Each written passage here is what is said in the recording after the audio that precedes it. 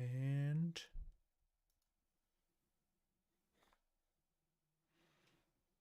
hello, everyone. Welcome back to the Hivemind Recap Podcast. November 2025 is done. We are approaching the end of the year and our end of year awards. This is our last monthly recap we will be doing before we dish out our favorite music of the year. and one least favorite. Um, But we still have November to get through, and there was a lot to talk about in November. A lot of big names came out with new albums, new songs, and I'm excited to talk about a lot of it. You can check out the playlist link for everything we'll be discussing in the description of this episode. Justin, Derek, Jacob, how are we all feeling on this Saturday afternoon? It's rare that we get an afternoon recording, and I'm tired, boss. Yeah, it's life is busy. It always is in December. yeah. Everybody's wrapping up for the holiday season. Or getting sick, because I was last month. Oof. That is true, or both. Honest to God. Yeah, that was rough. December always feels like such a limbo month. I feel like professionally, half the people are like, "Oh, I got to take my PTO, so I'm just gonna disappear for the month." And then, we don't. There's some December music, but it's mostly just wrapping up for the award shows, and then suddenly, boom, Christmas out of nowhere. Yep. Oh man, I'm just tired. It snowed. Did you guys get any snow? Yeah, I got some snow today. I haven't got snow. It's all down here. melted. It's all melted by now. There's always I got snow here. I suppose, yeah, Canada, right? Yeah, Shit, I didn't get any. It's been snowing since my birthday, which was like wow, early November. Jeez, we just got our first snow of the season yesterday, which is nice. It's only like 2-3 inches, but not too bad. All things considered. I can't believe your snow melted before ours. I'm going to a concert tomorrow, so I'm hoping the roads aren't going to be super bad. Which concert is it? Honey Revenge and Spirit Box. Ah, dude, I wish I was coming anywhere close. I think the closest is is it Norfolk? Justin, But tomorrow's the last day of the tour, so. Oh well, that ship has sailed. It's rare that the last day of the tour lands in Connecticut, so I'm kind of wondering if there's going to be any tour antics going on. I hope so. I might get to Christmas see, which would be special. cool. Maybe.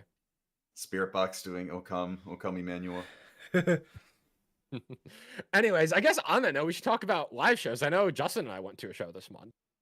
Yeah, we went. I think that's the only one. Yeah. Yeah. So the Shapeshifter Part 2 tour, Memphis Mayfire, Rain City Drive, Never Tell, If Not For Me. Wow. Holy insane lineup. I bought tickets day one for that. You bought tickets. And in hindsight, the Never Tell boys could have saved me some money, but it's okay. Yeah, so Raul of Never Tell reached out to us and gave us a shout out for the short that we did for the album, and was like, "Hey, if any of you are coming to the shows, let us know and we'll guest list you." Man, Lo and behold, that was before my show. Should have went to Buffalo. So I reached out and got on the guest list for that. So that was fun. That reminds me, I did actually technically go to a concert in November that I could talk about after you to finish Baby No talking. Money? I bet. That was the guest list was weird because they basically gave me VIP at the National. So like it was all balcony seating. I had like an exclusive bar access to. Nice. Like that's awesome. It was the shit. That balcony, the seating on that balcony, was it like the tables at the front? Yes. Yeah, that was we had tickets for that for the Plot and You when my friend and I went earlier this year. Can confirm. Fantastic place to be.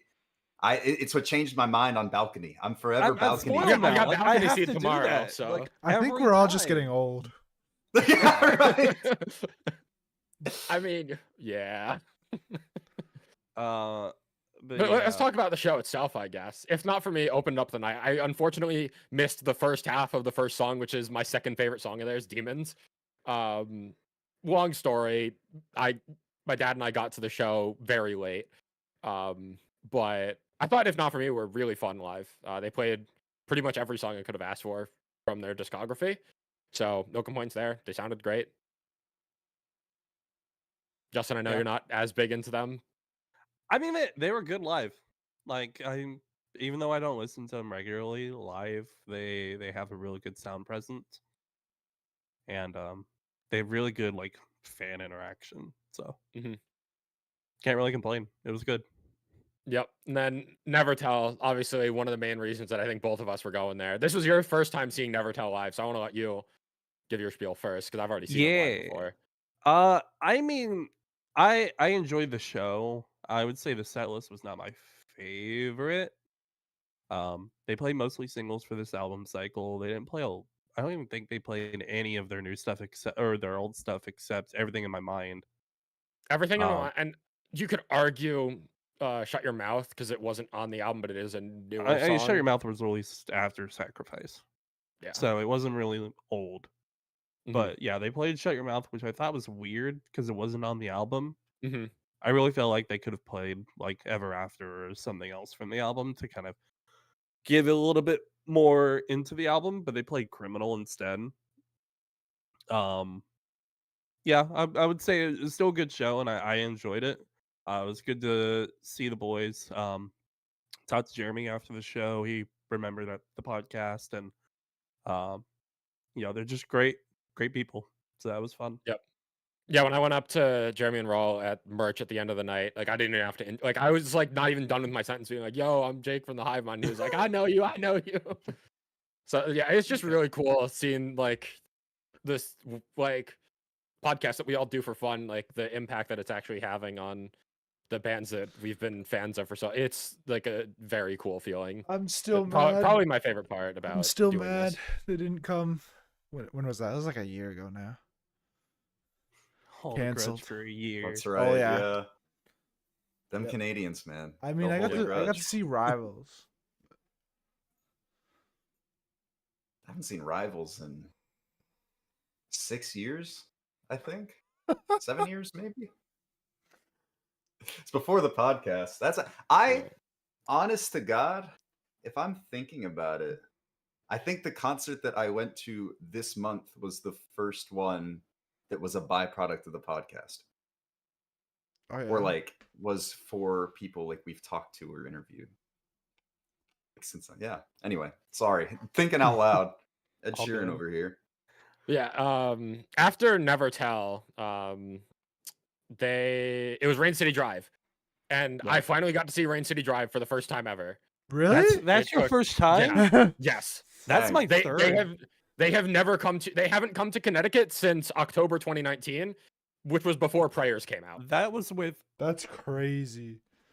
that was This guy's with, had them as Wolves his of the Gate, album right? of the year 2 times. Yeah, they're my album of the year 2 times, and I had never seen them live up until now. Oh my And goodness. yeah, every single song they played has ended up in one of my Spotify Wrapped, depending on what year the song came out. Like literally, like just about as perfect as a set list as you possibly could have had for an opening slot, and still missed like 5 of my favorite songs of theirs.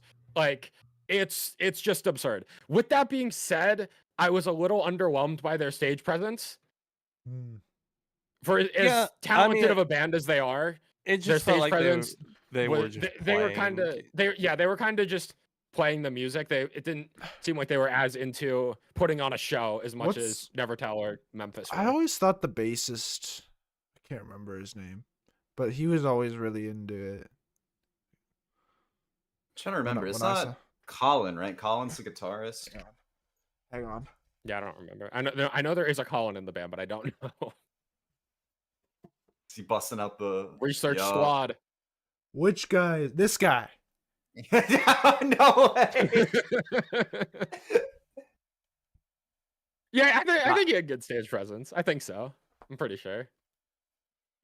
I like how it's not. I thought you were gonna pull out the vinyl to like look at the credits to see like what his name was. Just point to the guy in the front, like this guy right here. This guy. What you got, Justin? What's up? Oh, I thought you were pulling out the. I thought he was CD of the vinyl. shazamming something. No, I was on my phone. And then yeah, Rain City Drive were great. Actually, the other thing I want to say, Medicate Me was a little disappointing because Rory's feature, which is like half the song, was just played through backing tracks. Yeah. Boo. Not gonna get like any of the unclean vocalists Yeah. in that tour to come out and do it. They could yeah, have done some of the Cleans vocalists. Jeremy's right yeah, there. hell, That's true, yeah. yeah. Or even just have Matt sing Rory's part. Because like when Nevertell did Break the Silence, Jeremy and Raul did Sweep Theory's part. So like Get freaking Maddie Mullins to do it, man. Anybody. anybody. But yeah, no, Rain City Drive, to finally be able to see that band live. I finally got to talk to a friend live. It's beautiful. It's awesome. Wait a Heck yeah. minute. How many years ago did that come out? 5.5 years ago, bro. It was 2020, yeah. Oh my Jeez, dude. goodness. Rain City Drive, I think, were the biggest blind spot in my concert going bucket list. Other than Amaranth. I still have not seen Amaranth. What's mine? Yeah, I saw them. But Amaranth for has kind of their- fallen off. Oh, it's so. on I my- saw them for I'm their not ready. co-headliner with Adola, and then their actual headliner last year. Yeah, they've come to Worcester and Boston quite a few times, but I was never able to make it up there for any of those, unfortunately. So it was about damn time they played Connecticut. But and yeah, Memphis Mayfire headline. Funniest part is that I kind of forgot Memphis Mayfire were like the headline band for the tour because I was so excited to see. I left after like the 5th song. This guy gets guest listed and he leaves early. I had to work the next day. What are you talking about? That's so funny, dude. He said, I have a I was big there advantage for- spot to see that I don't want to be here. Well, I guess I'll say my part on Memphis. The set was like pretty split 50-50 between new songs from Shapeshifter and songs from Remade in Misery. So I still got to hear a lot of my favorite songs from that album. They are still incredible. A couple of older songs that I'm not super familiar with. The Old Me was finally off the set list, so nothing from that album. We like the old. Yeah, man. overall, yeah, it was like the best song from that album. So like, I would have been fine with hearing It's it. like but... the only song getting- on that album. yeah, basically. But getting most of these songs from the 2 new albums were great. A couple of older songs that a lot of the fans really seemed to like, but I didn't know them, so whatever. Yeah, their energy was great. It was a really great performance. My dad, who was mostly there to see Rain City Drive, he was impressed with their performance as well, not knowing much of their songs at all. So overall, yeah, a fantastic night. I think overall probably the best lineup of bands I have seen all year. Spoiler. Yeah, see the older songs on the set list. I know. It's the I can see Sinner. why the fans were. Yeah. But yeah, that's kind of all I have to say about the tour. Derek, you went to a show apparently. I did. I took my sister to the Twilight in concert Oh. that Devin was singing on. It was my That's first right. time seeing Twilight. I had no clue So- about anything. Oh, so you watched the movie with? Yeah, so it was- that's cool. It was actually. really cool, and I'll put a picture in the Discord of what it looked like. But effectively, it was in a kind of ornate. I mean, Richmond's got all sorts of architecture and things from forever ago, but it was an old theater that they repurposed, and there was a stage with a bunch of different candles, and there was a full orchestra. That's cool. And Devin, there was a screen in the back that was just playing the movie. Mhm. And then Devin was sitting in the dark in a chair in like the very middle of the stage. And then whenever he needed to sing, the light would come on. He would stand up, he would sing his part, and then he would go back to sitting down. It was great. But That's no, cool. it was my first time seeing Twilight. I see why it's so camp. I see why people like it. It was really funny in a toxic way, I guess would be the best way to put it. I don't know if you guys have ever seen Twilight. A long time ago. It's certainly something. I vaguely saw it with my parts with my sister when I was 9, and I was like, I want no part of this. And full circle 15 years later. Now you have we to are, watch but- all of them. Oh yeah, my sister and I have already played. I'm like, yep, I'm down. I have to see him. Like, I'm invested now. I need to see what comes up because I thought the wolf guy was gonna come in. Like, Jacob. he showed up, and Jacob showed up in the movie, but I thought he was gonna be a main character. I didn't realize he didn't really become a wolf until the second movie. So Can't even remember. it's gonna be honestly. interesting. But no, Devin killed it, and especially at the very end when he did Decode, and the song that played before it. Before then, he just got to sing parts of songs like they would be in a movie, but he got to sing the full songs with the full orchestra and everything going on at the end, and the whole crowd was into it, man. And I mean, Devin killed it. Did Got you the meet chance with to him? talk to him a little bit. Oh yeah, Yeah. I got the chance to meet with him for a bit after the show and talk to him, and yeah, it was really good. But yeah, great experience. I think it's over now, so I can't recommend that you go see it. But I don't think it came I- here. I remember looking it up when he talked about it, and I don't think it came here. So honestly, I would go again. It was really cool. Let's see if I have a picture of it. Yeah, here we go. This is the kind of setup we're looking at. If it'll let me, maybe it won't. There no, we it was in March when they were here. Yeah, it was something like 72 shows, I want to say. Yeah, I missed it. That's a lot. Oh, Was actually, this there was thing? one in September, 2024. Actually, so no, doesn't even matter. Yeah. And then, Oh my gosh, there's candles everywhere on the stage. yeah, I'll show you what they look like lit up here. It was really cool, honestly. And we just got like random seats. But the seats that we got ended up being like we could just be straight on with the stage. It was really good. So That's good.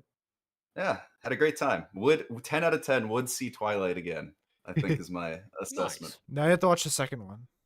I know, dude, my sister and I already have a plan. We're gonna sit down, we're gonna No, binge in all of them. concert. Oh, in concert? Dude, that would be I think I did Just ask call if up it was Devin. gonna happen. That's all you need. Yeah, right? Private show. Just invite him, give him a dark room, and then just turn the light on so he can sing. I could screen share it on Discord and just have him start singing. It's totally out of sync. Yeah, right. It's like a half second behind. God. Oh, All right, God, we no. should get into our playlist Yes. for this month. We've got 9 singles, we've got a couple EPs, we've got 7 albums to talk Oh my about. goodness. It's a So it's going to be quite the episode. Playlist will be linked in the description as always. As a reminder, you can follow us on socials at Hivemind Radio _ on Instagram and Twitter. Hivemind Radio on YouTube. We are so close to 300 subscribers. Please subscribe. That would be awesome. And Hivemind Recap Podcast on Spotify and other podcast platforms. So let's get started with our singles for the month. Justin, you've got these first few in the playlist. Yeah, we're gonna start with North Road. They dropped Making Memories. They list this as a new chapter for the band, and I can kind of see it. It's got a little bit more heavier instrumentation, and I really like this. It didn't stick with me throughout the month, but like kind of going back to it as we were prepping for this episode, I really enjoy the vocalists dynamic when the the heavier instrumentals come in, because the song starts pretty slow and you almost kind of think it's going to be like one of the forgettable songs, and then it just picks up like at the chorus, and it's very good. North Road, they we've kind of talked about them for 2 EPs now, and I would say like they're starting to make wins. I was just checking out their Instagram page earlier, and they were getting some radio play on Triple J in Australia now, which is pretty sick. Yeah, That's cool. So good to see them growing. They're definitely a very talented, underrated band. This is not my favorite song of theirs by any means, but it has the like quintessential heavier post-hardcore elements that I think if you're a fan of the genre, you're going to find something to like in this song and in their discography in general. I'm going to reserve, I think, a lot of my feelings on this kind of new chapter of theirs until I hear more of it, because I'm not really connecting with this in the same way that I did anything off of Endlessly earlier this year. I think that every Agreed. song on that EP is probably stronger than this. So yeah, I'll that's about wait. how I feel. So It's not necessarily a downgrade. I would say it's more of a sidestep in Mhm. a slightly adjacent direction. And I'm interested to see where they take it. yeah, certainly not bad. I think these Mhm. guys are very, very good. I don't think they're capable of putting out anything bad, honestly. Everything we've heard from No. them has been so good. I agree. Let's get moving right along then. Save Us have dropped their new single, Zero. Boy, have they dropped it. This coupled with their last release, Bruised, ever since they signed to Solid State, was it? Mhm. Like I think so. this song kicks ass. I thought this was just okay in comparison to Bruised. Me too. Bruised I think was it's phenomenal. on the same and level, maybe a little bit less, but because Bruise is kind of much more emotional. This Mhm. is very much like an electronic kind of connection, but I still think this is really good. Like, it's very much more electronic compared to those stuff, especially on Lucid, or Exist. Uh, whereas not being like a completely like new direction. Uh, I really like this. Supposedly, I think they said these two singles may be disconnected from the next project that they do. They haven't really decided yet, so I'm kind of hoping they put it on whatever comes up. I Oh think it's yeah. gonna be an album. I mean, how could we not want Bruised at the very least, let alone this too? Yeah. Oh yeah, Bruise being at least on an album would be great. Zero is okay, it's good, but I would say Bruise needs to be on an album. For sure. This song kind of falls into the pitfall that I have with this is not the only time I'm going to bring it up this month, but songs that start off with just like a brutal heavy riff and harsh vocals without much of like a build up into it kind of just doesn't work for me very much. And I feel like this song kind of that's the structure that this song opens with. And in general, like there are exceptions to the rule, but this is not one of them for me where it just kind of falls flat off the rip. Feel about the same, which is unfortunate after Bruce, but I feel like they Yeah. definitely set the bar very high, and I Yeah. don't know. I feel like it's impossible to not compare the two, but I'm trying really Mhm. hard not to because it's just like I mean, they've Yeah. ever since Exist, that I think that was the name of the EP last year. Yes. I really enjoyed that, and they've kind of been on an upward trajectory ever since. So I'm excited to see whatever they put out next, regardless of whether these singles are attached to them. I just my biased opinion would prefer that they are, just by virtue of the fact that they're really good. Agreed. All right. Ghosts That We Knew have dropped their new single Intertwine. Now This is the best Justin song of the month. Mm, I'd agree. it's good. I would say top 2. But I really liked the later one that I dropped. This is excellent. Like Ghosts That We Knew, we talked about them when Stay dropped. Mhm. That's the first time we talked about them. Was very much compared to Too Close to Touch. I think this is much more like closer to Bad Omens. Yeah, I didn't But know that they had this edge in them because I hadn't gone back into their discography at all. Beyond this is the Stay, like, first song I think produced by Landon Tours. Okay. So I think He's that all kinda over helped a lot. projects Yeah. nowadays. He isn't is, he? yeah. He's He the new Jordan Fish. Don't say it isn't so. Don't say it, no. But no, I think this is great. They are working on a debut album with this attached, I believe, coming hopefully next year is the plan. So that'll be good. I really liked the chorus, the heavier edge, like Jake said. It's the instrumentation almost has kind of like a there's like some instruments in it that don't I was trying to hear like a violin. I really don't hear it, but something about it seems different to like most songs, and I think it kind of sticks with me a little bit. It has a very good like ebb and flow vocally, in my Yeah, opinion. I I think agree. it's really well executed. I like this a lot more than the previous single that we listened to and discussed. Yeah, I think we're finally starting to see the death of Peace of Mind and everybody trying to like replicate that sound. Yeah. And I yeah, think we Yeah, I have been guess. seeing it for Yeah. like the last year or two. that's true. It's definitely ramping up.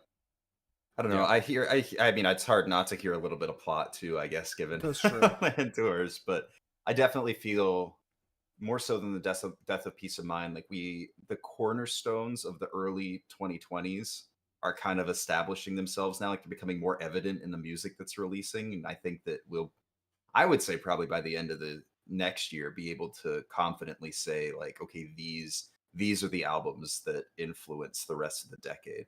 I think even that plot album from what was it, Swan Song. I think there are a lot of aspects of that I hear in a lot of the music that we've listened to recently. Not to Really? take away from the artist, but yeah. Oh yeah, for sure. And I don't know if that's just because Landon's got That's his true. hand in a lot of the younger bands, but Mhm. I feel like a lot of the ideas that they had on that album are really starting to shine through here and there on various albums. So interesting. Feels like I always got to do that retroactively going back to like the 2010s because I would listen. I I got into all this in like 2016, 2017. And so I'm hearing all of like the end of the decade music and then going back and listening to classics. And I hear like 2010 Sleeping with Sirens. And I'm like, oh yeah, this band sounds like this. And like, oh, well, why would I listen to Sleeping with Sirens? This band is doing it better. But Yep. anyway, it's cool to see that in real time rather than retroactively. Up next, we have Mothica, who is signed with Sharptone Records, releasing brand new song "Evergreen Misery." And I think the signing to Sharptone makes a lot of sense given the heavier direction that this song and, assumingly, this next album cycle is going into, which has me very excited. There were some rock elements on Kissing Death, but overall, as an album, it didn't land with me as much as Nocturnal did, and this definitely feels like it's more reminiscent to the Nocturnal era, and I'm very excited about it. Now, the last time we got anything like this heavy was when she dropped the heavy, like it was literally labeled heavy version, right? Of that one song. Do you know what I mean? There was the Toxins remix. I think it was like the heavy Yes. remix earlier this year. Yeah. Yeah, that's what I'm thinking of. But yeah, based I'm all on here for it. yeah, Mothica's vocals sound as good as ever, and the instrumentation, it's got a really cool progression to it. There's like some chimes in the verses or something that are really cool. Another, I guess, I don't want to say test case, maybe use case for just how good that kind of more airy style of female vocals over heavier instrumentals. We've seen it time and time again this year. We'll be talking about it later. Yeah. Just it works too well. It's like Yeah. the tried and true formula. Know, it's ridiculous. And with somebody as talented as Mothica, obviously it's going to be good. I'm very interested to see where the rest, because I assume with the signing to Sharptone, we're going to see an album, right? Yep. So I'm curious to see what the album will sound like as a whole and how much experimentation we'll get, because I feel like Mothica is a very experimental artist and always has been. Hearing her kind of unchained, I guess, like this is great, but I'm interested to see how much of those previous influences she bring in to incorporate with those heavier elements. I think we could definitely be in for a really good album. Agreed. Yeah. I'm pretty sure there's some Instagram reel out there somewhere of Mothica doing like a heavy breakdown tease. So I'm keeping my fingers crossed for that. I'm sure we'll be talking about Mothica more going into 2026. Another band that I don't know if we'll be talking about more going into 2026 is up next. Jacob, this one's all you. What have you done? I'm the guy at the Christmas the sweater. season. We have Skillet with a cover of O Come Emmanuel, Christmas song. And this might be the best song they've done in a long time. It's true. Yeah. I can't even knock it. They dropped an album this year, and I didn't even bother to listen to it. Did? Yeah, they did. I didn't bother to listen to it. No. I think I listened to maybe that was last year. That was last year. That was last year. year? They dropped Revolution last year. I didn't even know they That dropped was an album last last year? year. Yeah. Shit. I thought that was this year. Yeah, nice Oh, try, well. dude. Well, shows how much I care about this band in modern day. Yeah, I mean, their last good album was Unleashed. I think that one was okay. Like I remember what was the one before it? Rise? Yeah. I think it was Anyway, Rise. the shift from whatever was before Unleashed to Unleashed, I didn't like it too much because they switched for like a lot of electronics, and they kind of removed a bunch of like the string instruments from there. Yeah. But yeah, I love this cover. It's you get rewarded for listening, and it pays off. Yeah, the breakdown at the end really caught me by surprise because Yeah. I didn't know Skillet still had that in them. No, either. And it also reminded me how I forget the name of the drummer of this band, but I forgot how good her voice was because I just haven't listened to Skillet as much in recent years. Because Skillet is mostly John as the front man; it's like his band. But yeah, she has beautiful vocals whenever she gets a chance to sing. Yep. Beautifully light and airy and melodic, and yeah. Yep. I don't think there's ever going to be a kind of Christmassy song in this vein that hits as much as Lowborn does. I think No, Lowborn is still the S tier standard. Nothing tops Lowborn. It's still pinnacle. We're talking about Lowborn from Wolves at the Gate, and it's still so good. Yeah. But yeah, that's an original song. This is a cover. Yeah. So That's a good cover. Yeah. We need the Punk Goes Christmas again. What was that? Some from, of like, those were so 2013? bad though. They're actually atrocious. Punk Goes Christmas. Let me look at this. Real Friends, Did I Have a Heart? I remember Had a Set It Heart. Off was in there, and that song was Oh, The Ready yeah. Set did I Don't Want to Spend Another Christmas Without You. Crown the Empire's in there too, right? That Issues cover of Merry Christmas, Happy Holidays is honest to God their worst song. It's so Weezer's on here. They are? What? Nah, you're no. It's just a playlist. It's just. I was about to say it was Newfound Glory, All Time Low, Real Friends, Man Overboard, The Somerset, Crown the Empire, Yellow Card, Issues, Jason Lancaster, The Ready Set, Set It Off, and William Beckett. I didn't fucking know Issues was on Who is here. William Beckett? Am I? It's a solo artist. Oh, from the Academy is? Oh, Yeah, yeah. it's from the Academy is. Yep. Wow. There's any like elder emos out there, and we'll be like, "Who's William Beckett?" And it's like, I just felt like Right. 1,000 glares. God. All right, up next, Magnolia Park have returned with their first new song since releasing their album earlier this year. New song, Chasing Shadows. And I low-key wish this was on the album because this is maybe my favorite song of theirs. This is easily up there with the best from their album. Yeah. Maybe, do we know Deluxe? Maybe. Probably. I don't know. There I was a don't know. deluxe of Halloween mixtape, I thought, and a deluxe of Baku's Revenge, so I would only assume there's probably going to be a deluxe. Well, it looks like the Vamp character is kinda on The album wait, was art. this released? Okay, yeah. This was released with Shallow, like re-released with Shallow and an acoustic version, it looks like, of Shallow. So I feel like guess that's done Deluxe. for streaming services reasons. Because I've seen a I number of think so. bands do that where like they'll pair a new single with their most popular song, even if it's from like a different release. Just to like man, try and I get people to hate listen to streaming it. services. Yeah. That's my boomer But take. either way, my general thought on this song is that this almost feels like the long lost brother to Dial Tone by Catch Your Breath. In terms of just like this anthemic, huge sounding, emotional post-hardcore song with like in Dial Tone, it's like all I wanted was an answer, all I needed was to know. Just that sort of flow and that melody, it feels very reminiscent to the chorus here of so just let me know how to love you when I'm broken. I can't let you go when I'm dreaming in slow motion. And even like lyrically, it feels kind of similar to Dial Tone in that sense of just like a breakup song in a sense and just like longing for what used to be.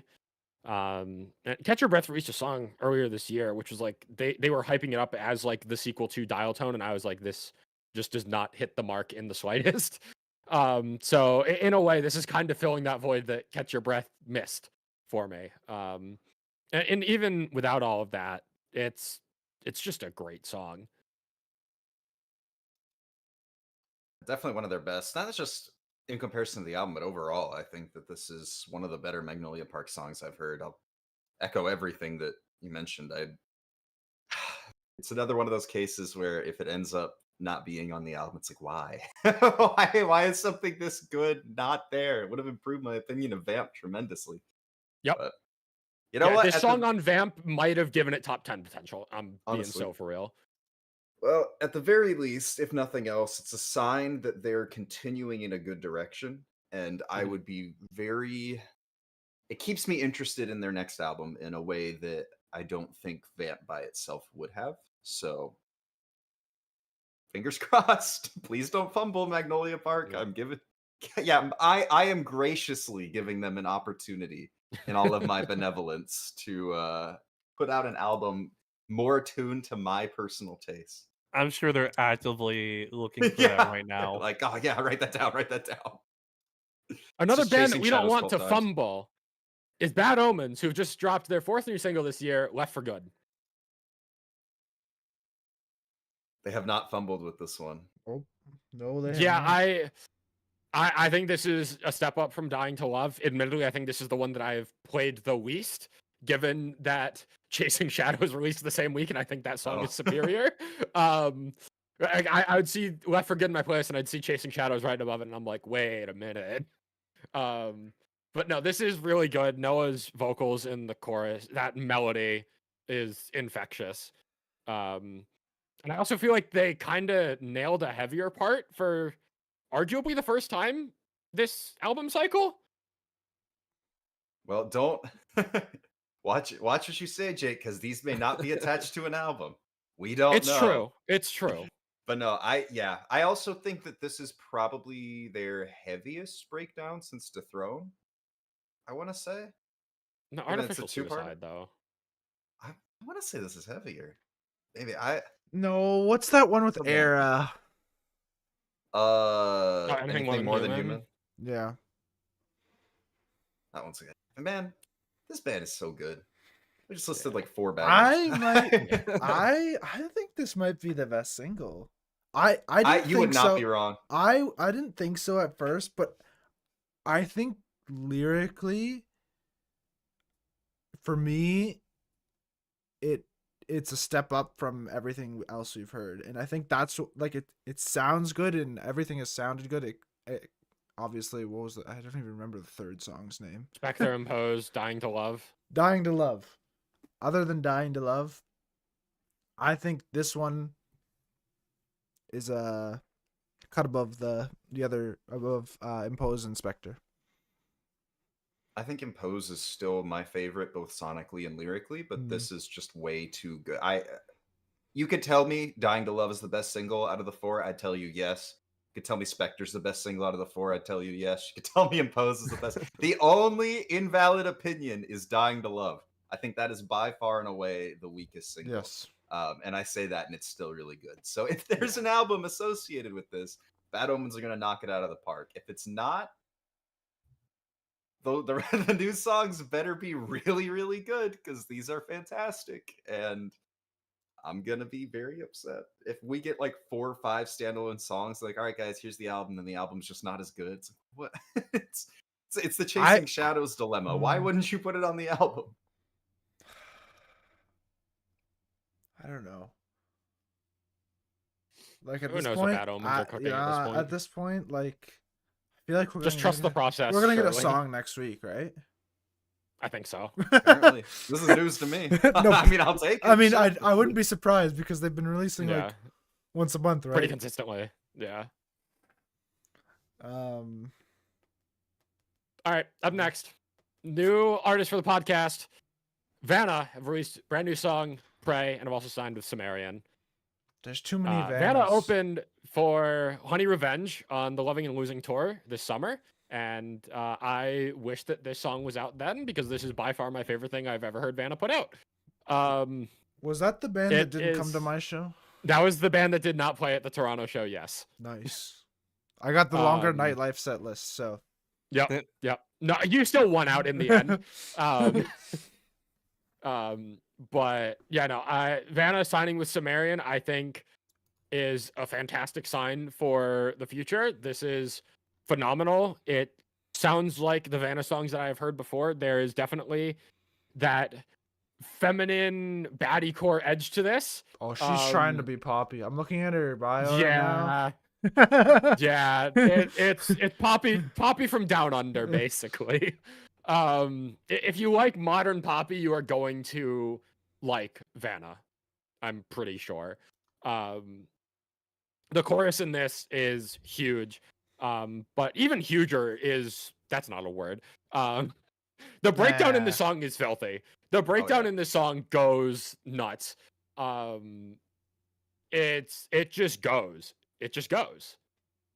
The chugs on the guitars are super low and chugs real fast, and I love it, and it pleases my ears.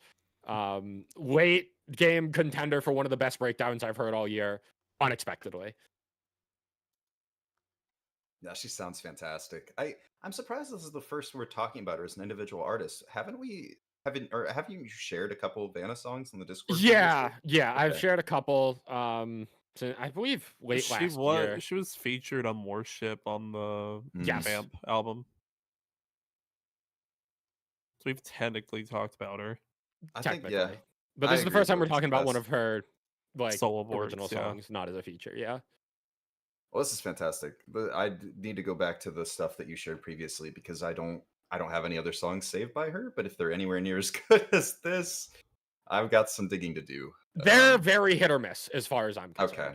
Well, so I wouldn't get your hopes up too much, but I think you will find some songs to like. Let me look at the most streamed songs. Beg and Serpentine are my favorites of her other songs that I've heard.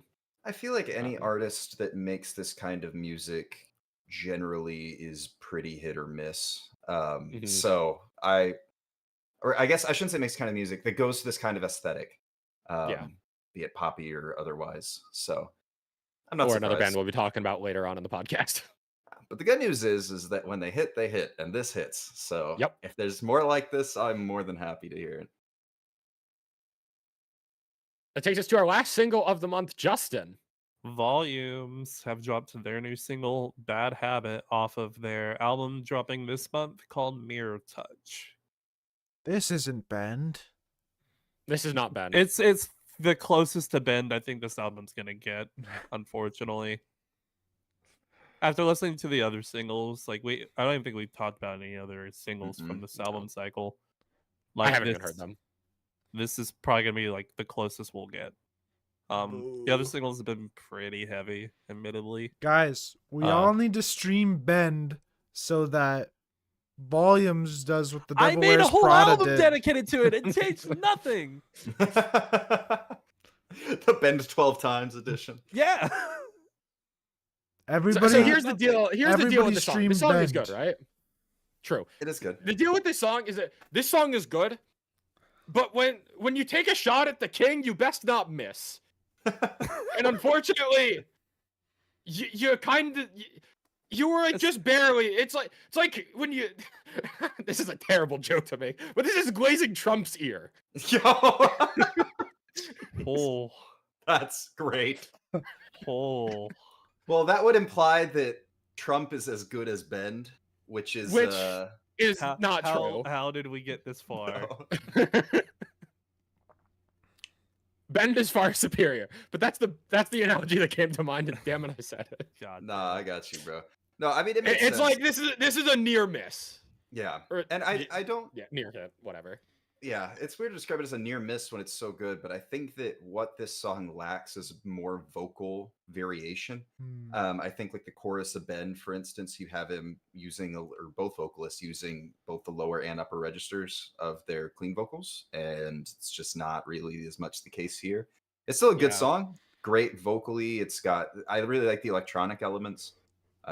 Volumes, if nothing else, are very consistent, I feel like, in putting out, whether it's with the softer music or heavier music, like they definitely have their sound. It's just a matter of to what level are they going to execute it. And I think that these things, because I've listened to the other two singles and like they're fine. Just one of them was the opener, by the way. Really? Ugh. Sidewinder. Man. Hey, this album I guess releases in 5 days. Yeah, that means it's out of contention for anything. I refuse, unless it's Garden dropping single of the year on the last day of the month. Anything from December is out of contention. He is dropping one at the end of the month. like December You know what? 26th or something. I'm Fuck pretty it, sure I man. read that leave somewhere. Just leave that spot open when we talk me- about let it. me- Yeah. That just makes it 2026 song of the year. It's all good. Yeah. That's my new. I'm bending my own rules. Pun intended, I guess. But I feel like I should also mention that comparison is the thief of joy. Just because we are making all Yes. these comparisons to Bend does not mean that Bad Habit is bad in any means. This is still a phenomenal song, and I definitely wish their that best Volumes would do of more this of album this. cycle.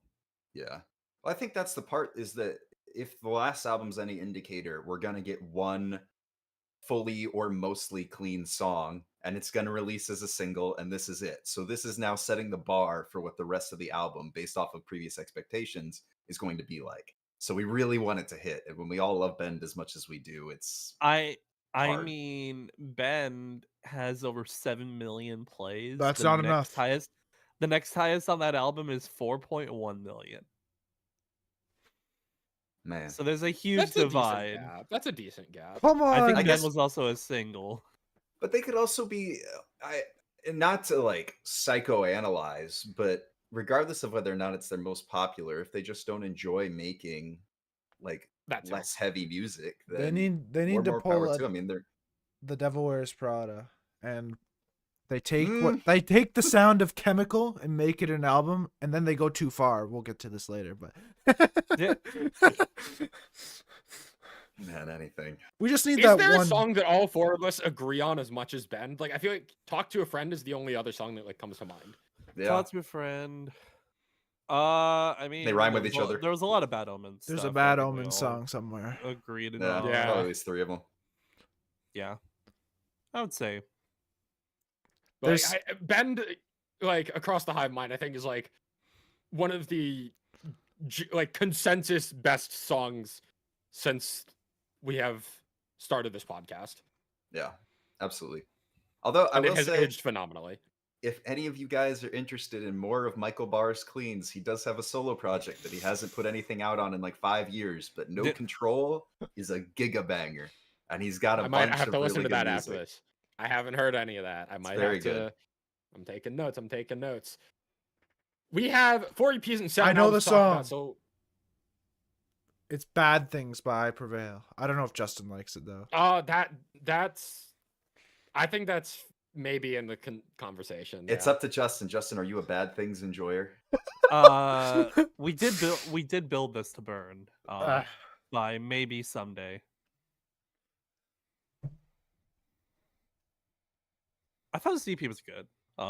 Maybe someday I'm kind totally- of following for a bit. He hates me, bro. We got an He's- answer. We got our answer. Actions speak louder than I mean, words. Bad Habits by I Prevail is okay. It's still Okay, good to go it's back not to. it's not Bend. But it's not Bend. it's ever since the whole Brian debacle, I've kind of separated myself from I Prevail. So I still enough. haven't heard the album. I feel like I mention that every episode. Don't. It's not worth you it. talk about not That is hearing time it you'll more never get than we back. have Can we actually talk talked about this about it. EP actually? Yes. Can we talk about this EP that This Justin EP handed? is good. I think it's kind of nostalgic for me. Mhm. It's very much. I don't even want to say it's like lower quality, but it's like an unrefined style that's almost as very good in like older style music.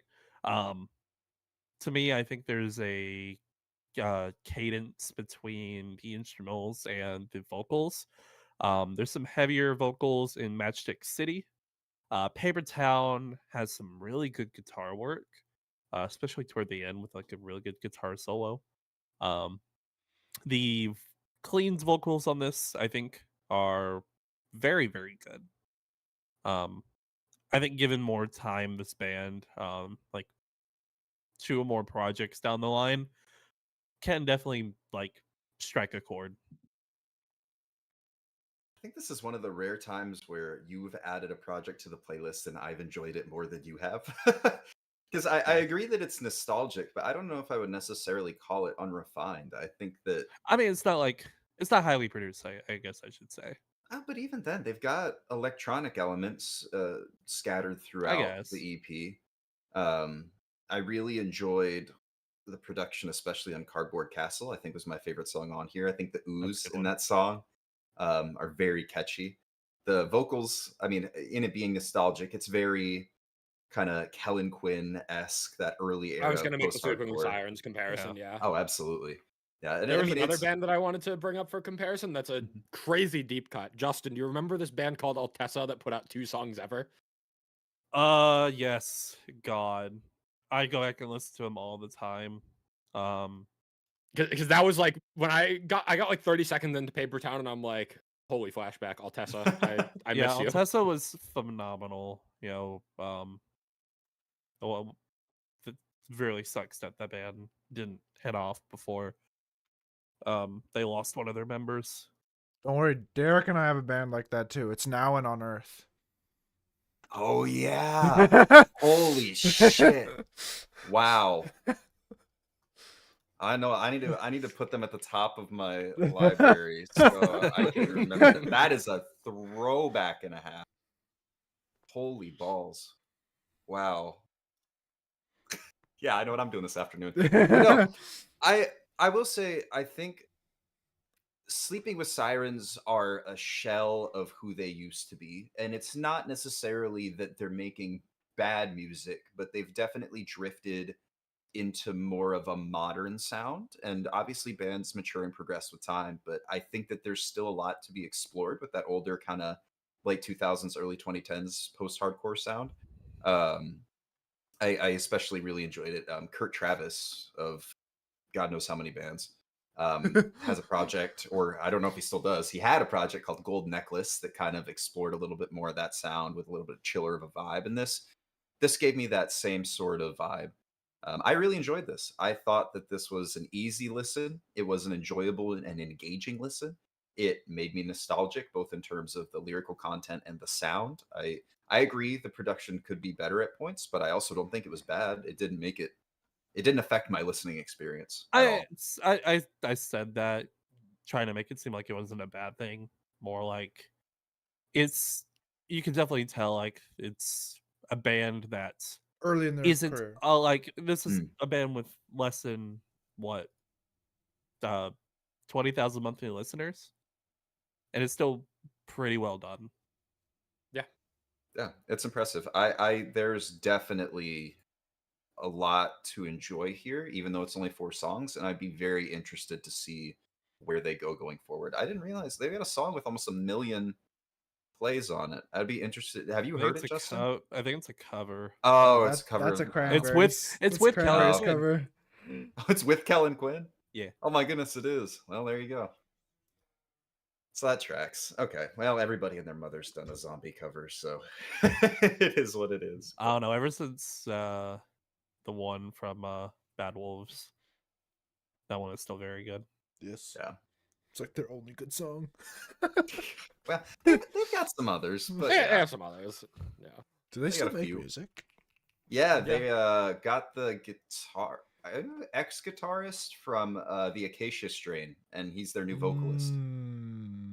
Wow. They put out at least one song. It was a Knife. The guitars on that, the riff They on that put song out was pretty good. they put out the deluxe version of that album a couple months back, and it had a Stand Atlantic feature, which was maybe the most What? bizarre feature. Yes, it was the most bizarre feature of the year by far. It was a very mediocre song. There was also a Um, Daughtry feature. Yes. Oh, that makes sense. Yeah, I like that. It says featuring Chris Daughtry of Daughtry. Yeah, sorry, I thought it was Chris Daughtry of what? Pierce the Veil? Like, what are we doing here? It is with Stand Atlantic. What the Yeah. fuck is that? It's Wow. it's a very okay song. Hanging I on was to I was Thunder. so excited for that song when I was like, holy shit, Stand Atlantic and Bad Wolves, like that's a crazy feature. And then it just it in one ear out the other, added it to my playlist because of the shock factor of the names, and then moved on with my day. They didn't put Knife on that album. That was like it was like their debut. So that's like Rain City Drive choosing not to put Heavier on To Better Days. I don't get it. Doesn't make any Well, sense. Knife came out after the album came out, and then they just didn't put it on the deluxe, I guess. I don't know. Maybe it was I don't fucking know. Weird. Bad Wolves have always done very weird release schedules with their music and deluxe albums, so Who like knows, it's man? impossible to keep track of with them. I think we Anyway. should move on to this next EP, Justin, another new band. Yeah, we got Take Breath have dropped their EP Fable. They are based out of the UK. I remember these guys showed up in my YouTube recommended a bit ago, and I thought it was just okay.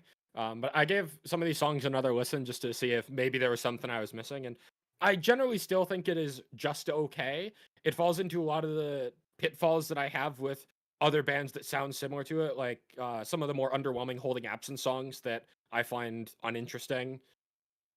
I have the same issues with some of the songs on here. Some of the vocals are just a little too airy and drawn out for me. But there's definitely potential with this band for sure. Definitely a very atmospheric I EP. I got same vibes, Jake. I got Holding Absence and Thornhill vibes from this. Mm-hmm. That's like very early Holding Absence. And I'm historically not a Thornhill enjoyer, so it kind of checks out. I enjoyed this a lot. Yeah, I did. it was I good. wouldn't say, this is another band that's in that same conversation of the bones are definitely there, and I enjoy what they're doing. I want to see another, like, maybe a full EP or like some time to see what they enjoyed about this, what the feedback is from fans, and go from there. Because they're obviously a very small, very young band, and I think that what they're doing right now works really well. I think that this specific style of music, like the airier vocals, is one that, bold prediction, I think we're going to see a lot of in the next 5 years. I think the success of bands like Holding Absence is a testament to that. People, and Sleep Token to an extent too, that people are taking the time to appreciate more atmospheric music, and bands are starting to really explore that side of the genre in a way that I feel like wasn't really as popular before. So I'm very interested to hear what this band has to do next. But for time being, I think they're putting out some really good stuff. Obviously, very capable, talented members. I could totally see that if this style of music isn't necessarily your thing, you're not gonna find much to No. enjoy, because they're consistent with their sound, if nothing else. But yeah, I think that if you're a fan, or if you're a fan of bands like Holding Absence, in particular, the songs where they take the time to not world build, but kind of create an atmosphere, and the vocals are more so an additional instrument almost than anything else. This is definitely an EP to check out from a small band that I have a feeling, if they refine the sound, won't be small. The for thing I very like long. about this compared to like a Holding Absence is they explore the screams as well. Mm.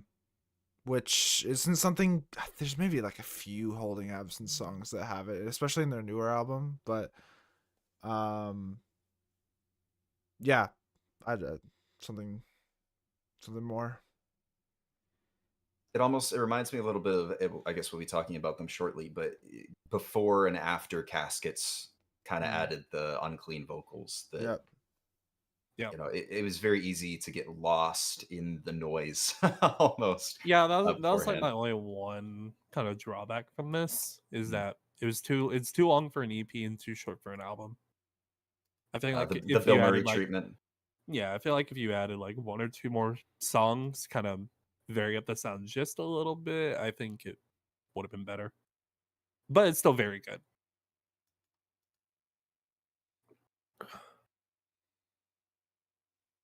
Derek, do you want to talk about this next EP? Sure. Rune have put out their debut EP, if I'm correct, Depth Perception.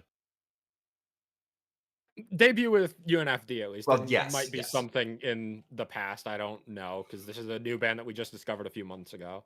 I am seeing an EP from 2019, but that was a long time ago. So Are we still clear on whether Rune is an individual artist or whether there's a band Nope. attached to? Okay, because I've tried to find out, and I can't figure it out. I think it's just an individual artist, but I'm not 100% on that. At any rate, UNFD signing, we knew going in with like Fast Asleep, for instance, that we were going to get more of that airy female vocal over heavy instrumental that we've been seeing a lot this year. And overall, I think that Rune really stuck the landing on this. Yeah. I enjoyed Fast Asleep a lot. I've made that no secret, and I was interested to see whether the rest of the EP would be up to snuff. And I don't think that any of the songs are better than Fast Asleep, but they're all consistently good. I think Rune sounds fantastic. The vocals are great. The instrumentation is consistently solid across the board. The lyrical motifs of a relationship that you're feeling trapped in mentally, physically, feeling unable to escape.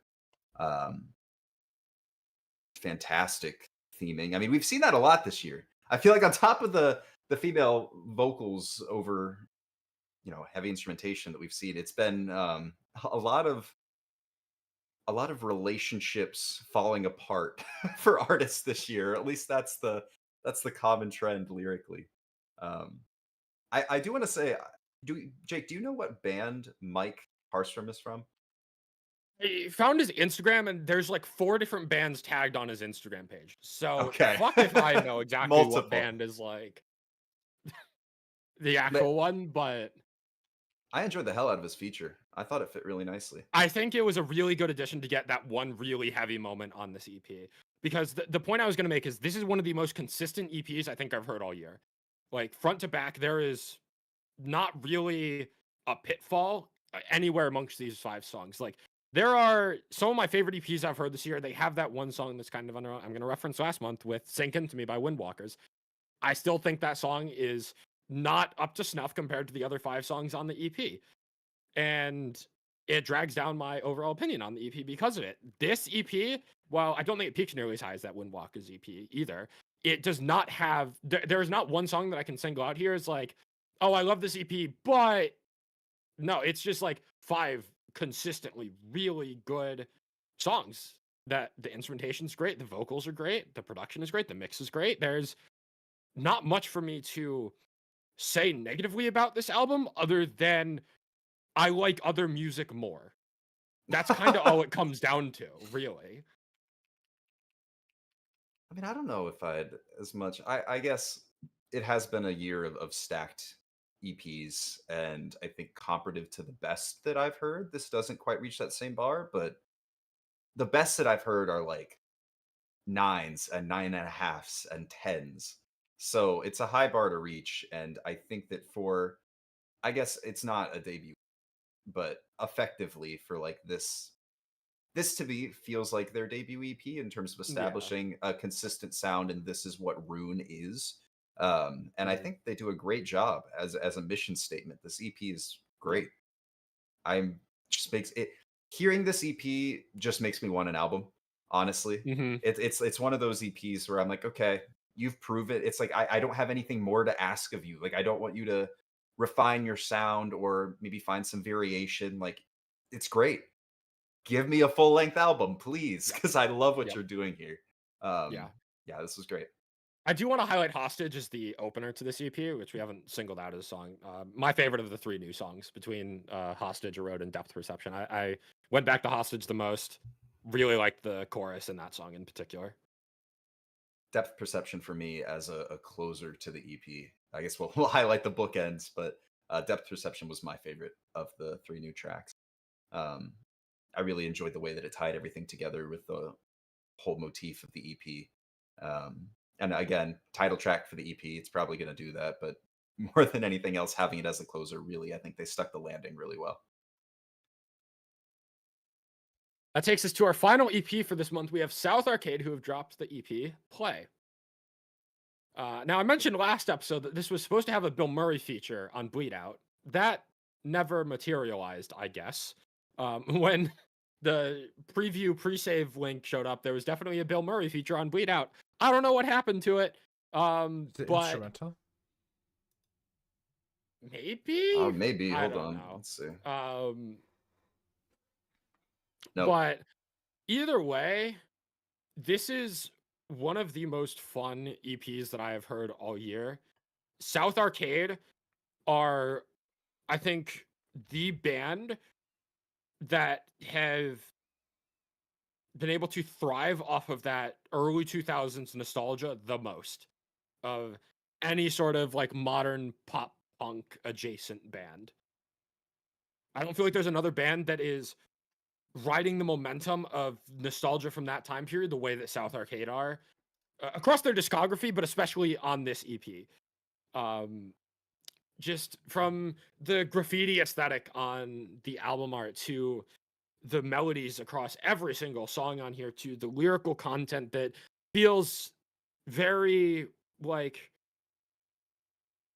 teenage drama almost in a way of Mhm. like things that you would deal with in high school that like you're either feeling nostalgic or resentment towards, and it's something that most people that have lived have experienced something that you can relate to on this EP, whether it's something that you are currently relating to or have related to in the past. There is a wave of, I'm just going to keep repeating myself, there's a wave of nostalgia that South Arcade are absolutely hitting a slam dunk home run with. I think tangentially, I guess related, but tangentially, one of the biggest things that you could bring out of Y2K is like I say Britney Spears, but more so like Kesha from like the late 2000s, early 2010s. That when you get into when that recession hits, it's a whole like 2007 to 2011 was like recession pop, and it was things are bad, so we're gonna make fun music that's uplifting and high energy and that sort of thing, and that's where we got a lot of the best hits from like Pitbull too, for instance. And I feel like South Arcade, to your point, Jake, more than any other band, are riding that wave so well because they understand what made the music of that time so infectious and positive. Like their music, South Arcade's, is almost always bouncy and upbeat and fun. It makes you want to listen to it just by virtue of how enjoyable and pleasant a listen it is. And it's crunchy and jarring sometimes in the way with electronics production that they add, but it's not jarring in a bad way. It's a I want to keep your attention. I want you to have fun while you're listening to this music. I'm going to do everything that I can to keep your attention, and they nail it. I mean, it's ridiculous for a band this small, I guess, or I shouldn't say small, young, that they're This early in their self-produced. career. Yeah, it's insane.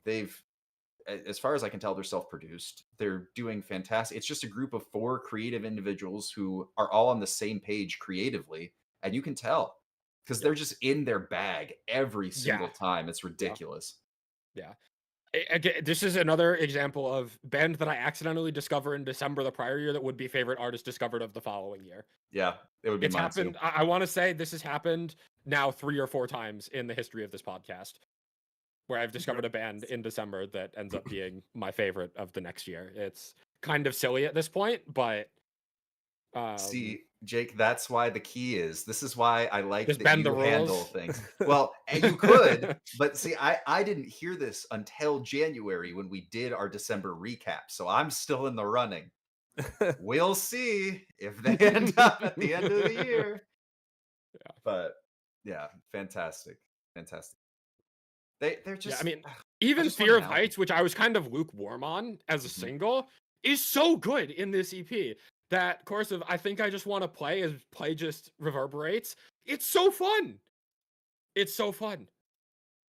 And Yeah, then Blood Run Warm is the closer, is like one of the most like emotional kind of ballads that they've ever done. It's like the most serious they've ever sounded, and it still feels so South Arcade. no, absolutely. I really appreciate the fact that her vocals kind of get to shine on that one. And it's not to say that they don't on the other songs, but when you strip back all the electronics and the I shouldn't say heavier guitars, but heavier than they are there, that you really get to hear the emotion in her voice, and it's so well executed. I think that the peaks of this EP are lower than 2005, but to me this EP is more consistent in terms of the mission statement is for you to have a good time and enjoy yourself listening to this, and it sucks you in just by virtue of how well executed it is. It is front to back more consistent than 2005 in my opinion, and the better EP because of it.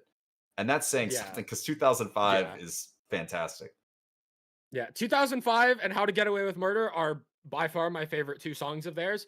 However, 2005 has Moth Kids on it. This EP doesn't have a Moth Kids on it. So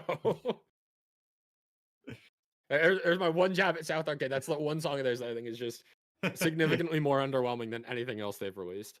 It's true. I guess that was a 6-track EP. This is 5 tracks. So, do we know if they have any plans to like release an album or combine the 2 EPs? I would assume there's a debut album in the works. I would But think, man. They're at 1.5 don't know million for monthly sure. now. It's insane. Yeah. This would be one of the few times where I would be okay with a band combining the EPs into an album. Like, I'm halfway tempted to Yes. do it into a playlist already. Like, Yeah, you combine these 2 EPs and we have a new entry in my top 10 albums of the year for 2025. Oh yeah, for sure. But that's not the world we Fantastic. live in, so And the rules, Jake. nope, I'm not gonna bend the rules. We've been I'll doing respect it for years. You got to get on the wavelength. I will start bending the rules next year. I'm sticking to my Okay. guts for 2025. Fair enough. There's the We garden have- exception. Mm-hmm. We have 7 albums to talk about, and Jeez. let's just get going into it. Caskets have dropped their 3rd album, The Only Heaven You'll Know. And as I said in my 60-second album review, Caskets are back in peak form. This is such a return to form after an underwhelming sophomore album that still had some good songs on it, but it definitely feels like they did one of these. As far like they bounced Yeah. back with this one. I think they finally caught on to the fact that they need a little bit more vocal variation to really set themselves. I shouldn't say set themselves apart, but create an album that feels easier to get into front to back. Because like if you like the Casket sound, you'd probably like their older albums. But I'm not really that big of a fan of the Casket sound. I think it's easy to get lost in just how similar a lot of their songs sound, and this album doesn't fall into the same trap. And I really appreciated the time that they took to include heavier vocals, to include more variation on the clean vocals, to change things up instrumentally. This is almost, for Caskets, the most experimental they've been in terms of defining their sound, and I think they pulled it off well. Jacob, you look like you have something to say. It's all right. Fair enough. That I honest to God. Oh yeah, go. I don't know, man. Like it's like I got what I wanted, but I'm like At what it's cost? too late. Like you know that feeling. It's like I'm done. Moved on. And I had that same problem with Awaken I Am. Oh, And yeah, I've kind of moved on. Like I listened to the album a couple times, and like there's some good songs. I haven't saved anything. Yeah, I've kind of moved on. I would agree with landing. And I asked for years. I said Caskets do this thing, then they did the thing, and then I'm like, okay. But I think you're right. It is too late. And the reason I say that is because they've had a pretty decent tenure at this point, and I feel like this is kind of the natural progression that you would have gotten to an album ago. I don't feel like they really pushed their sound at all for a good while. They remained sonically complacent, if you will. And I did save a couple songs on here, like for instance, Closure, Save Us, Escape. I really enjoyed. I liked the Make Them Suffer feature. I love that we got both vocalists on that song. But overall, I think that the lowest parts of this album still fall victim to the same pitfalls that Caskets had before, and I don't think that they fully mitigated all of what, as a non-Caskets enjoyer, made me wish that they had. So it's a good album. I think I feel fine with describing it as an all right album too. It's not bad. It's their best, in my opinion. But I don't know if I'd say would that. be. I think I Really? like their first album more. Yeah, Lost yeah. Lost I mean, Souls for is me, still the it's goat. like Lost it's Souls like is still the goat. the two albums kind of sit in line with each other. I arguably I'd go back to Lost Souls more than The Only Heaven You'll Know. That's just because I'm more familiar with those songs and know I can listen to that album front to back. This one, while I gave it quite a few listens front to back, there's still stuff that kind of just waned for me. Like, What Have I Become? I didn't really connect with Broken Path. I That's didn't another save thing. that I one. think it was a little weak of a closer. Yeah. Agreed. I was gonna make the same comment. What that was the it's just an closer okay of closer. Lost Souls? It was fucking Nothing to Nothing to Hide, I Hide. believe? Yeah, no. Yeah, that's That's a leagues giga apart. gigabanger. That being said, like Sacrifice is probably the best single from this. I Lost wanted in to the touch on Violence was a Sacrifice. Now that you've brought it up, it is such a necessary deviation in sound from Caskets. I've been somewhat stubborn about the fact that I think Caskets don't need harsh vocals to make them more varied in their sound. And I think Sacrifice is the proof that I needed in a way. Where has this been hiding for 5 years? This is such an earworm. Something The, pissed him the off. Only Heaven You'll Know. The Only Heaven You'll Know has one of the best choruses, I think, on this album, and one of the best post-hardcore choruses I've heard all year. But, Agreed. oh my god, the melody in Sacrifice had me hooked from the moment it came out as a single, and I was so hoping that there was another song on this album that was in that sort of dark pop kind of style. Because god, they did it so well on Sacrifice. Anyway, Justin, you can continue your point. Yeah, as I was saying, Lost in the Violence is also a really good opener. I really liked it, comparably to the rest of the songs. Make Me a Martyr, very good single. Yeah, I mean, this is a good album. It is very, very hard to trump Lost Souls, but I think if the next project is somewhat like this rather than Reflections, I think they could finally hit like their Bad Omens mark and like really hit it big. Yeah, I it just makes me more interested in the next album than anything else because Yeah. if they can refine this sound, then yeah, absolutely. I hope to God we do not get a deviation from this sound. If they go back to what they were before, I mean, surely we get a Make Them Suffer feature. It means we're trending in a little bit heavier direction. sure. Or even just Actually read an article saying that they went into this album wanting to make this even heavier, but then they dialed it down when they were in the studio. huh. I mean, All we right. say that, but Well, there was a telly feature on Reflections, and that was that their is heaviest true. song on that album. Which I forgot about that Myself- song. I did too. Yeah, I'm intrigued. I will say Caskets had the opportunity to fully lose me if this album wasn't That's true. good. And I saved 6 songs off this album. So that's more than I think the previous 2 Caskets albums combined. So we're headed That's in the right progress. direction. That's progress. I'm interested in what they have to do again. If they fumble the next album, I I'm done. feel like I can't do it. this album could have been so much better if it was an EP. Yes. And I well, maybe I'm biased because I only saved 6 songs. There were Depending points. on what songs we pick for that, I could get behind that, honestly. There's some fat that needs to be trimmed. I agree. And I felt that way about the previous Caskets albums, but there are, when I say that the lowest parts of this fall into the same pitfalls, it's songs that sound a little samey or feel the same throughout the entirety of the runtime that I'm just kind of disengaged when I'm hearing it. It's not bringing me into the album in the way that certain other songs are. They're not bad. I think The Floor with Caskets can never be bad, but it's how engaged am I when listening? And I tend to check out a lot listening to Caskets or previous Caskets material.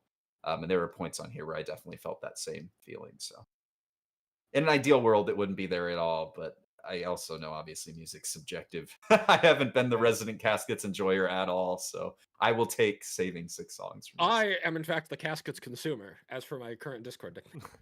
There's Pretty still like strange.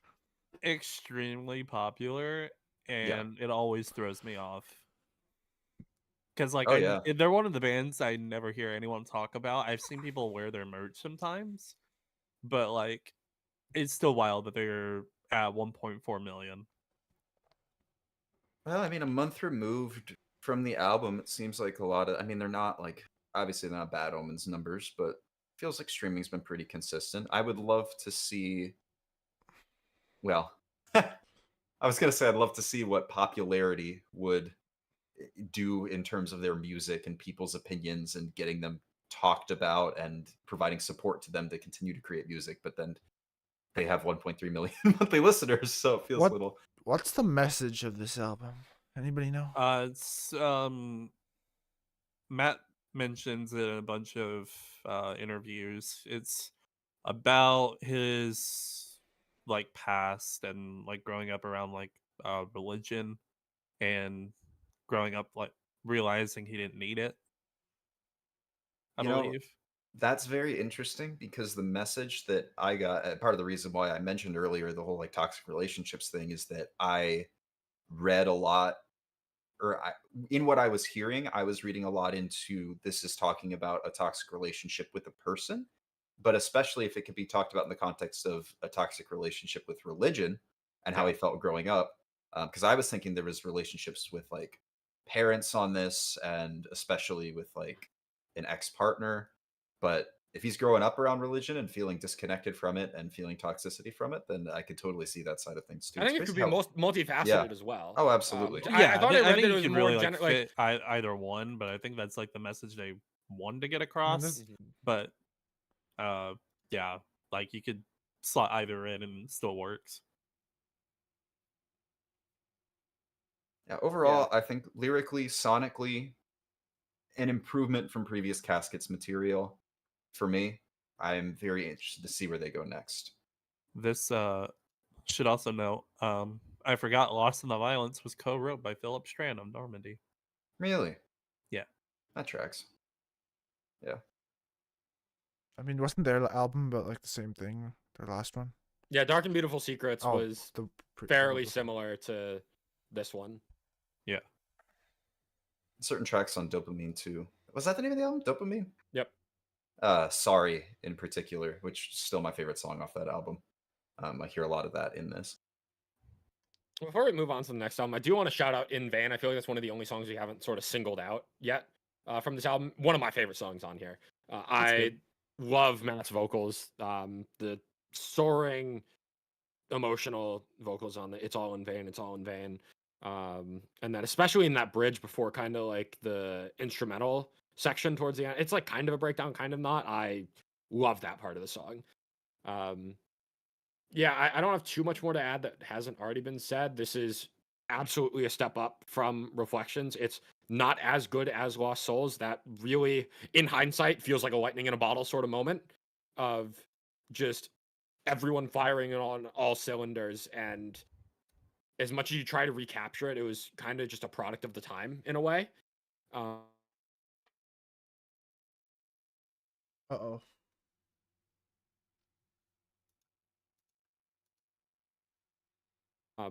My note of the entire year between literally all four singles here, Make Me a Martyr, The Only Heaven You'll Know, Closure, and Sacrifice. I played the shit out of all of those. And then We good? even the non-singles I was really impressed with. Sorry, stream, if you're watching. I think that my internet blipped for a second, so. You have to watch the episode now. True. I didn't notice anything. Looks like we're still up. You'll see it freeze for a second, I'm pretty sure. Moving on to our next album, we have Violent Vera, who have put out a debut album, Lover of a Ghost. We last talked about this with the single Saccharine earlier this year, which, Derek, if I remember correctly, you and I were both quite fond of. Yes. And then there were a couple other singles that dropped throughout the year that I wasn't feeling as much, and I wasn't even sure if I wanted to throw this album into the playlist. Because on first listen, I was a little underwhelmed by this album, but the more I listened to it, this is one of the most cohesive sounds on any album that I've heard all year. This is one of those albums that, for all of its kind of fucked up lyricism, I found it very comforting to listen to. especially songs like Missing Posters and Indie have been the two that I've gone back to the most. That opening instrumental on Indie is stupid catchy. It feels I don't know how to describe it because it's not the sort of music that I listen to very often, but it has a sound to it. It's very this whole album is very reminiscent of a like the that period from like 1995 to like 2005. Again, bands that are understand what made music from that time period good. That it's very there's this kind of weird cold warmth that comes with like a Nirvana or a grungier Sounds like song or a Flyleaf to Deftones. me. Yes, I was gonna say Flyleaf, Avril Lavigne. That like these artists have a way of pulling you in and captivating you with certain sounds in a way that if you can pull it off, as long as the lyrics and the vocals match, the instrumentation just puts a nice little bow on top and draws you in. And there is so much of that here. Like I feel like is Violent Vera just the artist? Is there? I There feel is like a I asked this band, question. but Okay. she's like the head of. She's like the front woman, and like I there is a feel like band, but I don't think they're as much involved as she is. Got you. She definitely To my wears knowledge. her influences on her sleeve, but it's done in such a way that I feel like there's multiple different sounds here that are obvious. So I can say, like, I listen to a Missing Posters. I'm like, oh, like that's like a Nirvana and Deftones. But she executes it so well that you can tell this kind of music is what she loves. It's not I love making it, it's I love listening to it. Like we'll hear sometimes from heavier artists that in their free time like they're listening to softer music cuz they're not necessarily feeling that heavy side of things. But for this like I whether it be music she grew up with or still actively enjoys, like there is a very personal tie to this music that's felt in a way throughout the album that I feel like Jake, to your point, really it is. It's comforting. It's cohesive. It's there is a distinct understanding of what makes this type of music good, executed phenomenally. I was very surprised by how because it's not even like the tracks flow into each other per se, but the Well, you do overall get the sound. Will Crush into Wave in the Monitor does seamlessly transition from one into the Yes, next, but I just that's meant the only yeah. time that happens. I've felt I got to the end of the album and I was like, how did I get here? Like this album almost put me in a trance, and not in a way that I Yeah. was checked out. It was just song to song. I felt like I was having an experience more than anything Yes. else. And I think the crazy thing about that for me too is that like I came out of this first album listen being a little underwhelmed, being like, where's the star power on this album? Where's like the breakout single? It's Saccharine for me. Where's like the next best song on here? It's like I kind of struggled to pick out what like the standout songs were. Like if I'm trying to make a tier list of everything on here, this is a hard album for me to like kind of quantify in that sense. But maybe like this album feels like it's not an album that I can do that with. It's just like this is an album for an album's sake. This is not an album with a bunch of songs that like, oh, these are my favorite songs on the album. As Mhm. much as I have them, it really feels like an album that is the sum of its parts, not excelling on the strength of its best moments and best songs. Agree wholeheartedly. Like for instance, Common Decency or Little Crush, I don't think I would throw into a playlist. But in the context of the album, I'm looking forward to it. I'm like, wow, I can't wait to listen to this album again. Oh, we're getting to this part. I love this part. Like it's Mhm. this album felt like such an enigma to me because I have no idea where Yes. to rank it. Yes, don't. I have the same problem. I I have the same exact problem. So like if I look at some of my like okay, it's no secret that Pantheon by Dance Gavin Dance is going to be in my top 10. Oh boy, spoiler alert. Really? Most of those songs I really enjoy on an individual level, and like I can throw them on my playlist and be like, oh yeah, like I want to go listen to this, or I want to go listen to I this want to go song. listen to Animal Surgery. Yeah, exactly. Sounds so weird. Should out of become a context. veterinarian, bro. But no, it definitely is one of those things where I don't want to listen. I might go back to I don't know. Like I really enjoyed "Eat," for instance, as Mhm. fucked up of a song as it was, or Missing Posters, Saccharine. But like overall, I'm not saying oh I want to go listen to this song from the Violent Vera album. I just want to listen to the Violent Vera album. Like Yeah. I yeah it's different than any other album I've heard this year in that Mhm. regard. There's only there's one other that I can think of that I've mentioned before, that Nina Geraci album, but yeah, both are. I don't know. My consensus on this album is it's really good. I don't know. Yeah. That's how I Yeah. feel. I can't quantify what makes this album so good, but on the other hand, I can. It's they put like crack in this album. Like the U.S. It's like, government how has do you thrown compare an Violent Vera into album? poor. It's poor like, how do you neighborhoods. compare an album like this where like it's so good on the whole of its parts, but I can't say I've listened to a song on here more than like 10 times maybe outside Yeah. of Saccharine. Yeah. And how do I compare that to an album like Caskets where like my favorite songs I've listened to like 40, 50, 60 times? Yeah. Like, how do I compare those? Yeah, You don't. But like you have to when you're making a top 10 list. It's thrown a wrench into things. Sure. Yeah. This album could be 15. It could be 5.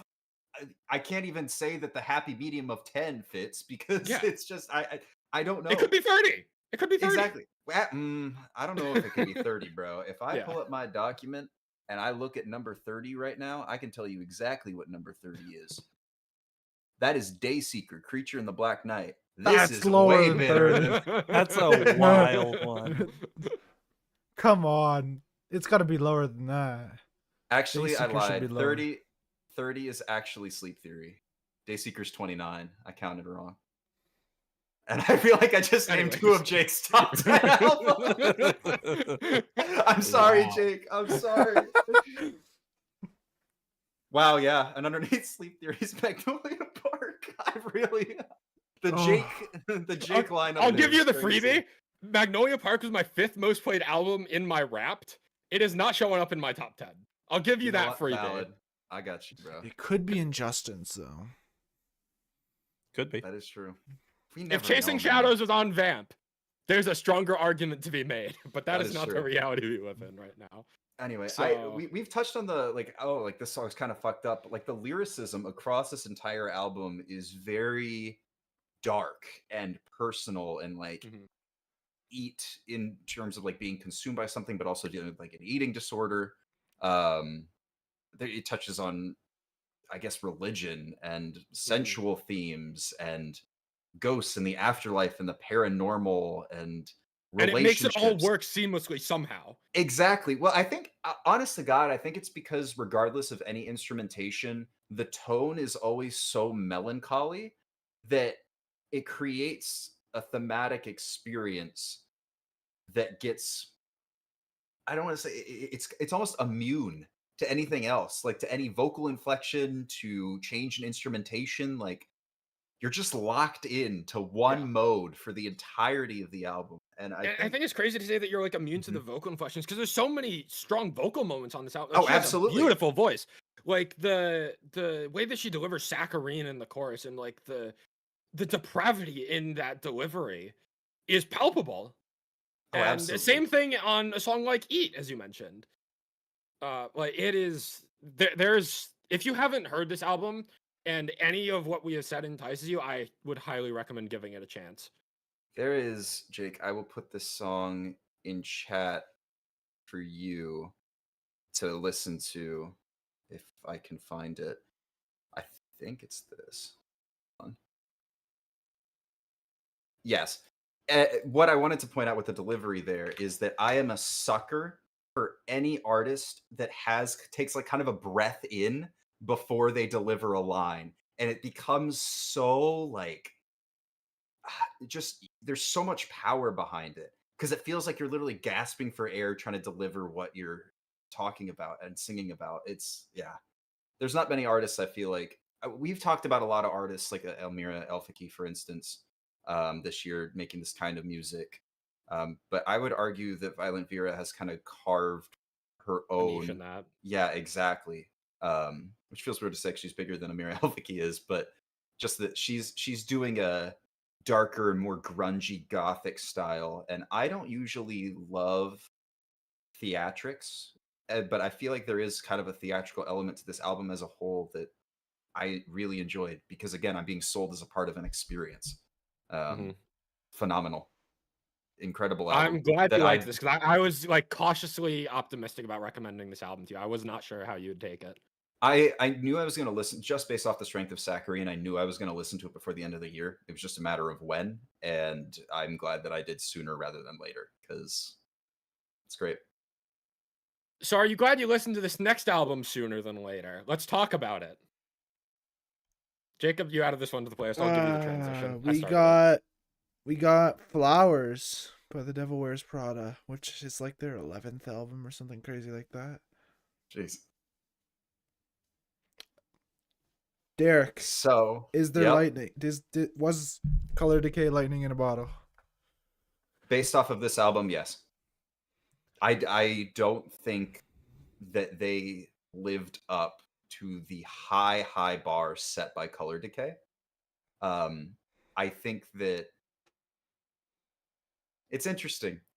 The trend of bands who put out a heavy song to say that like we could be heavy, we just don't want to do it anymore, consistently do so on or around putting out an album that is more disappointing than their last one. And I think that yeah. This for reference, Color Decay was Jacob and I's album of the year 2022. I wasn't really a Prada fan before then. Oh hell yeah, I should have gotten mine out. One of my like 4 copies that I bought for no good. I have 2, so Do not ask me how many copies I have of Afterburner by Dance Gavin Dance, and do not ask me how many copies of Afterburner by Dance Gavin Dance I would like to offload. The answer for both is about 8. Oh my god. Yeah. Oh yeah. COVID was different, man. But no, what made Color Decay so special is that not only was it so varied and well executed, but it also lyrically felt like it was coming from a very deep and personal place, in my opinion. And there was a lot to both connect to and appreciate in terms of what they were trying to say.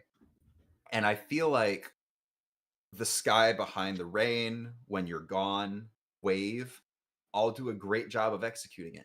I have the entire back half of this album saved. Ritual through actually I don't have My Paradise saved. Ritual through Wave, I think, is an incredible stretch of songs that feels like it's capturing some of that same essence from Color Decay. Everything else, it just feels like nothing. Well, it's fine in my opinion. And This is so low disrespect. Boo. no, but think about this. The whole album, at least the way I interpret it, is about like getting to where you wanted in life, and then it just ends up being mediocre. And then you make an album based on your mediocre life, like. Well, and I yeah, I got to the same place. That was my biggest thing with My Paradise is like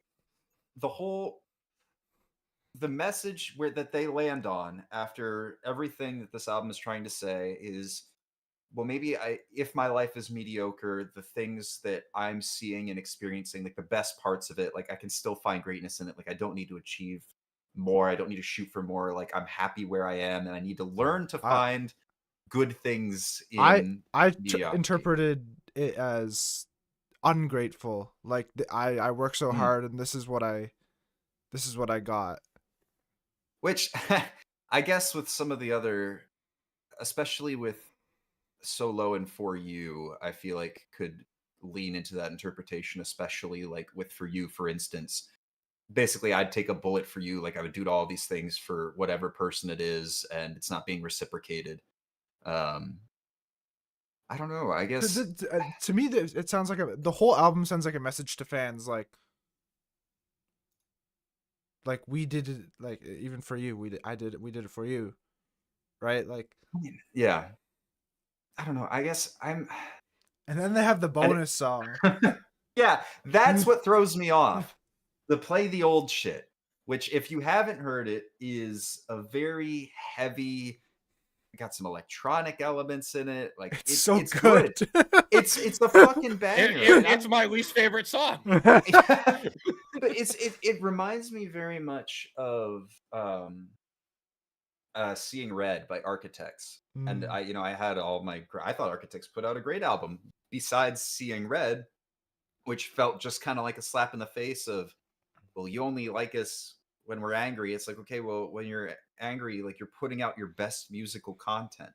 And it would be one thing if it wasn't, but like the songs on this album that in my opinion are more boring or safe are That Same Place through All Out, or at the very least through For You.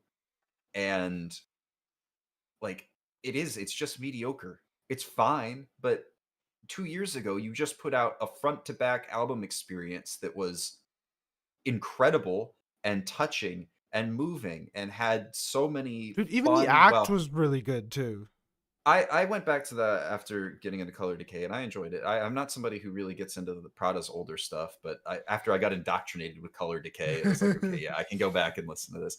But this, honest to God, feels like what I would expect between the act and Color Decay in terms of saying, oh, well, I see where they're going. They've got some good songs on here, proof of concept, maybe trim the fat down and refine the sound, and then they could put out an album. And then I get Color Decay and I go, whoa, they did it, congratulations. And instead, this to me feels like a step back. And they did a lot of pop songwriting too. I want to say they went to, what was it, they went to LA. Yes, it was just Jeremy and Mike went to LA, and the band had nothing to do with the writing. Ridiculous. I mean, honestly, I can't remember which member of the band wrote Cancer, but it wasn't Jeremy or Mike. Which tells you enough. Yeah, I don't know. I will go back to my favorite songs from this quite a lot. I mean, Ritual was, I think, in my top 5 of last year. If not, I flipped it. Was that the one that you coin flipped for it? I think that was the one I coin flipped, and it ended up being roommates by the home team instead. Let me see. So now I'm curious. End of year. Yeah, that was the one I coin flipped for. The keyboardist was the guy who wrote Cancer. And he was in his fucking bag on that album, dude. Fire? Did he write that one too? I don't know if he wrote it, but he played on it at the very least. And I bet I have a feeling it looks like he wrote it. Wow, that's incredible. You have a very talented band member who writes really good music for you.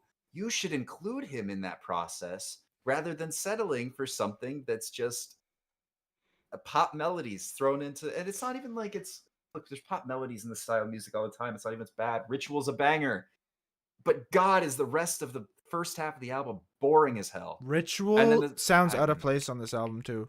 It does. It really does. And that's what surprised me the most, I think, about hearing it is like, obviously I'm enjoying it because it's Ritual, but like between All Out and When You're Gone, with what the album's trying to convey. Guess who produced Ritual? I mean, what are we fucking doing? What are we doing? Genuinely, how do you fumble that hard? Honestly, I have never preyed on a band's downfall harder than I am right now. I need this album to flop. I need them to understand. No octane play. I need no octane play. I need no Triple J. I need nothing. I need this to be radio silence. I am miffed. My gears are grinded. I'm pissed off. Because how do you drop, by far and away, in my opinion, the best album of the decade so far and follow it up with this? It blows my mind. How do you fumble that hard? You want to settle for mediocrity and go write with some pop writer and producer in LA? Go right ahead, but you're not going to make good music. Like, fuck. This isn't as bad as Dayseeker, though. No, not at all. Dayseeker is another fumble that, well, so, you know what? That gives me a really good transition. Jake, I know that you weren't feeling the same about Dayseeker as Jacob and I were. Mm-hmm. as somebody who I believe enjoyed maybe a couple songs off of Color Decay, but overall was not Correct. feeling the project, where did you land on Flowers by The Devil Wears Prada? So I've got almost every song on this album in my playlist. Dang it. What is What's going on, guys? I think we've lost the plot. Ritual is by far the best song on here, but Yeah. I've also gotten pretty good longevity out of So Low and Eyes. Eyes is I good. think Eyes is good. Where the Flowers Never Grow is a pretty solid song. You know what I want to Wave say about is fine. Where the Flowers Never Grow? most It of the sounds like a sequel non-singles- to Salt. It does. Kind of, But yeah. it has an unnecessary breakdown at the end. Most of the non-singles I thought were just okay. Like that back half stretch, When You're Gone, The Silence, Cure Me, My Paradise, none of them have really had much staying power. The only reason that All Out has had staying power is because the riff is so fucking good, but I can't stand Mike's screams on it. The riff in that is really good. I will say. Like I will give him you props put for any that. other mainstream popular metalcore band, you put Wage War on All Out, and it's incredible as far as We I'm don't concerned. mention them here. No, For all I of the do. Devil Wears I do. Prada sins, I will not throw them in the Incorrect. same conversation as Dude, Wage War. You put Wage War, you put Memphis May Fire, you put what's another? You put you put Architects on All Out, and that song No! is so much better. Stop! Stop! My soul. Just tied Eric to a chair. But yeah, no, like given that I came into this as like I didn't really care for Color Decay much at all, the fact that I got as many songs as I did that I really enjoy, I think is a testament to them leaning into a more accessible direction. And while that might not be your cup of tea as someone that loved Color Decay for all of its depth and the heavier moments, for someone like me who has been put off by Mike's very distinct vocal delivery, this album makes it an easier listen while still not entirely throwing away everything that made Prada Prada. It's definitely muddied down for better or worse. But for me, it makes a lot of these songs that otherwise would have been something like, yeah, I don't want to listen to this again, songs that I'm like, you know, I would listen to this again. Not as like one of my Sure. favorite things ever, but it's more listenable for me. So yeah, like it's a good album. I'm not gonna say it's a great album, but it's a good album. I'll take that answer. Yeah. I think My Paradise, thematically aside, to me feels like a really weak closer. I don't know if that is a shared I thought it was opinion. okay. I would have preferred Wave as a closer, honestly. I think that's- Wave yeah, fits way better. Both of them feel like closers to me. Yeah, I could go either way. I think that I guess mistake. What was it that you said earlier, Jake? Comparison is the thief of joy. It is. Yes. But like, if I have to compare either Wave or My Paradise to Cancer from Color Decay, I mean, come on, like, I don't know. Yeah. It is what it is. What was It's- the end of it's- the act? Spiderhead, right? Thanks. Yeah. I don't know. I was really excited for this album, both off of Ritual being on it and off of Color Decay, and I left feeling very disappointed, but with a 7-song stretch that I wouldn't mind being a too long EP. Dude, if you gave me an EP with Ritual as the opener through Wave as the closer, we're in EP of the year conversations. Just by virtue of how good it sounds. Because it feels more authentically Prada. But everything else. This is so low erasure. I will erase it over and over again. I don't care. Get it out of there. Yeah, and I think like you said, Derek, we're holding this to a high standard because Right.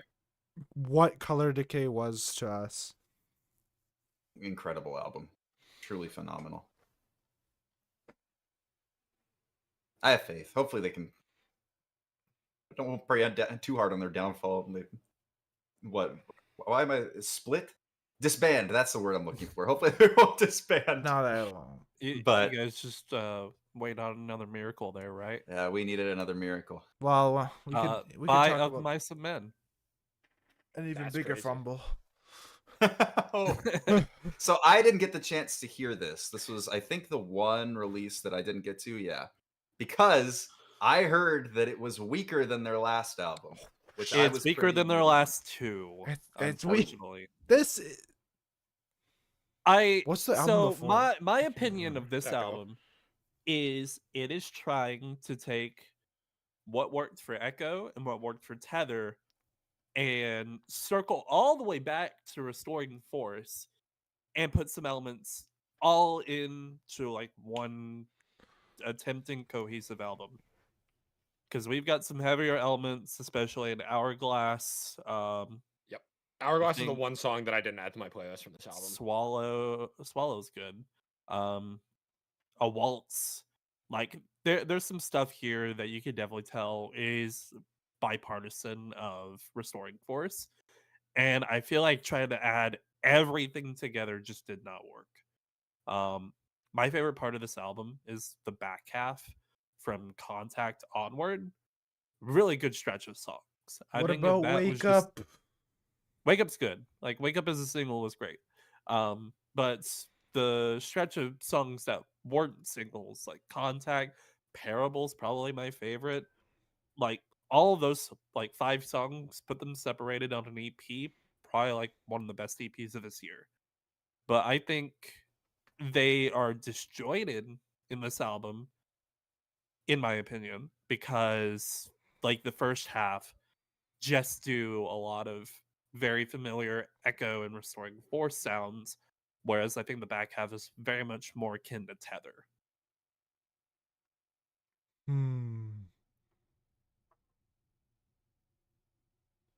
Flowers is also very good.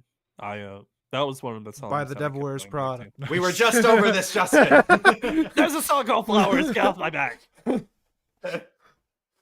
I'll share some praise for Troubled Water. As much as I don't love the opening half of this album, Troubled Water is my favorite song on here. Aaron probably lets out like a 12, 13-second scream on the breakdown, which is gnarly. And I also thought the chorus was one of the better choruses on this album. And instrumentally, it was the one moment on this album where I feel like the heavy moments actually worked for me. My moment was A Waltz. I really like the. It sounds so stupid, but I really like the 1 2 3 1 2 3 in A Waltz. That is cool. It's that is cool. it's got a good melody to it. Safe and Sound was very good. I wish it didn't have that near minute of instrumental closing. I think if they made that just a transitional track, I think it probably would have worked better. Same issue I have with some of the Starset stuff from this year. But apart from that, like this album is good, but when you compare it to the last two, it's kind of just a step down. I think its problem is it tries to do too many things. Yeah. Like Tether, I'm gonna compare Tether because Tether is like was top 3 of that year for me, and it's just all one cohesive package. Whereas this, you've got just too much going on.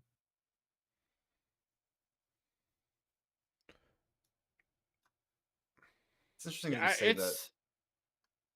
I was just gonna say because it feels like for me, like with Jamie's Elsewhere, it always feels like there's not enough going on, and like it's so monotonous. And then now we're hearing for Of Mice and Men, there's too much going on. I find it funny that I enjoyed that EP more than this album.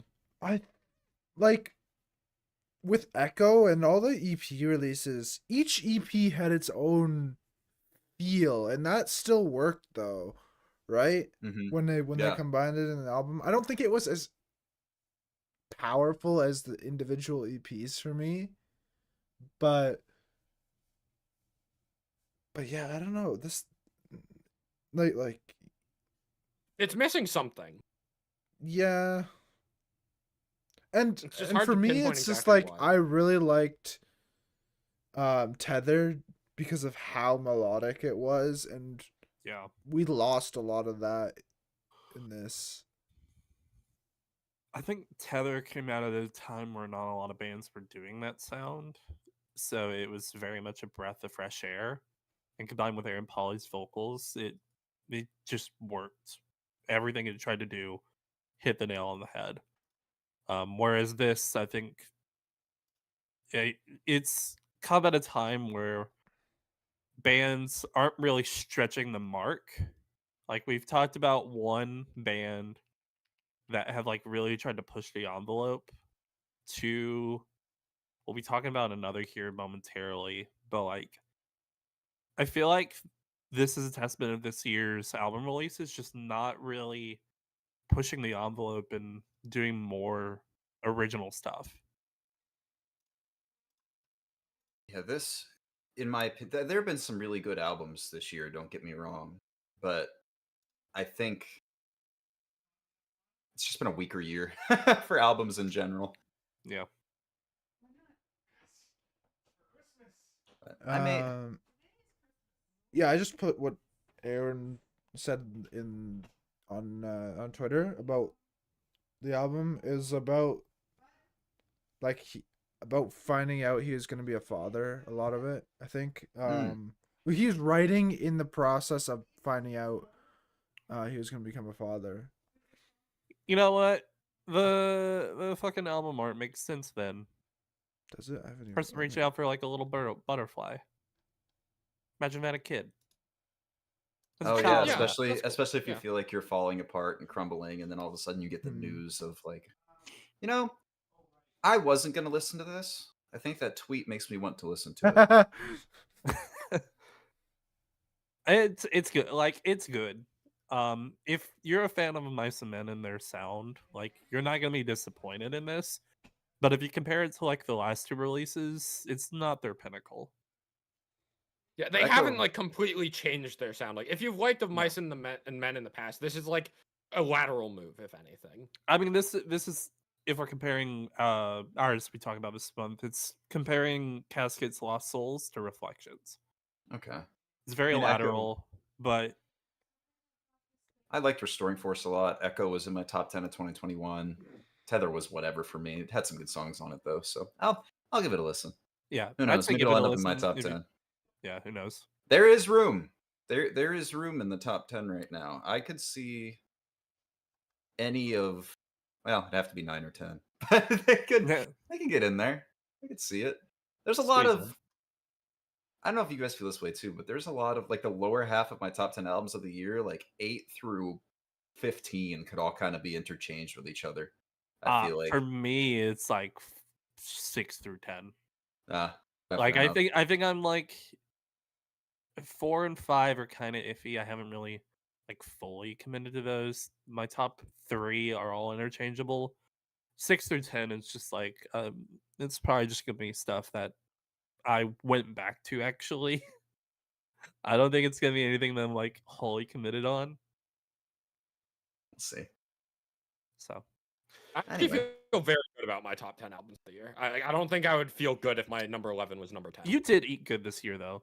I was gonna say you were feasting this year, I feel like. Especially in I- the back half. I listened to Especially in the like back 10 half. albums total, so. I feel very confident about my 1 through 4, and then everything else is up for grabs.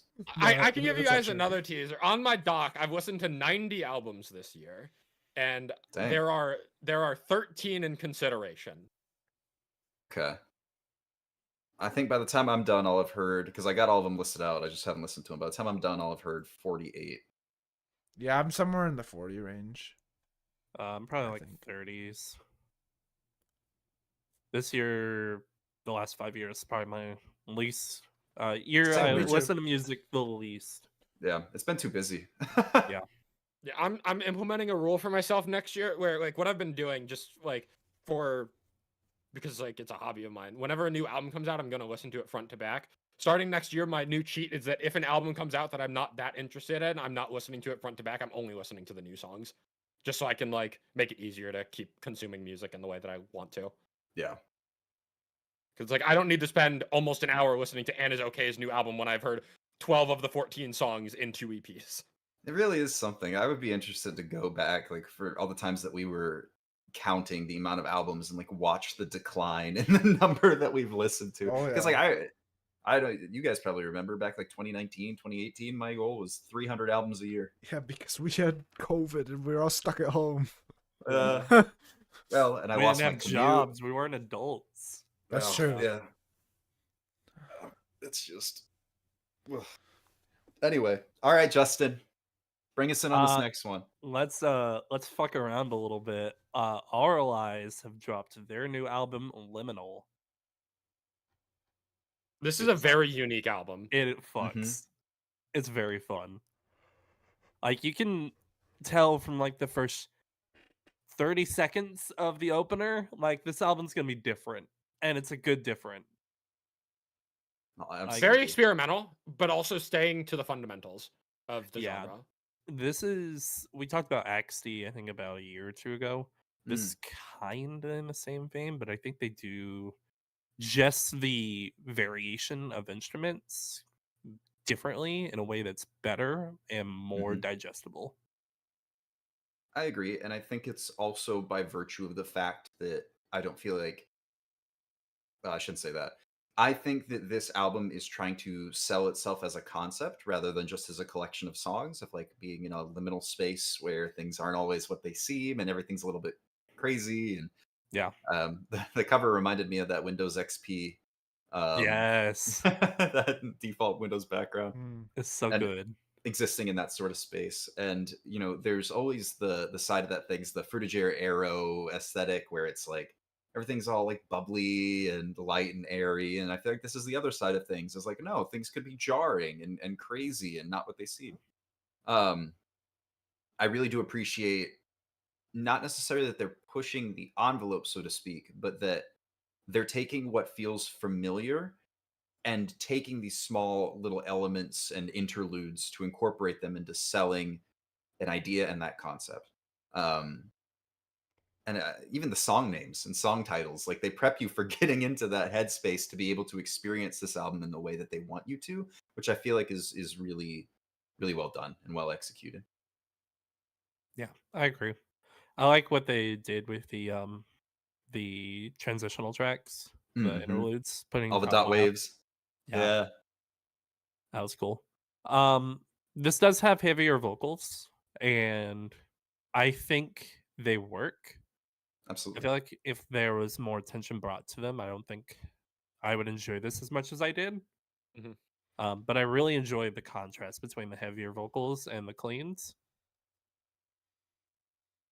I also it feels the most present to me. Well, I shouldn't say that. I feel like they impacted me the most in terms of bringing me into the concept on Close to You, but the electronics that they have throughout this album, they're so small at times, but they're almost glitchy and it's very interesting. It's like you really do feel like you've been transported somewhere else if you choose to immerse yourself into this album. For me, that was putting headphones on and turning the volume up really loud. Dude, the fucking bass in Like a Boomerang, it's just so good.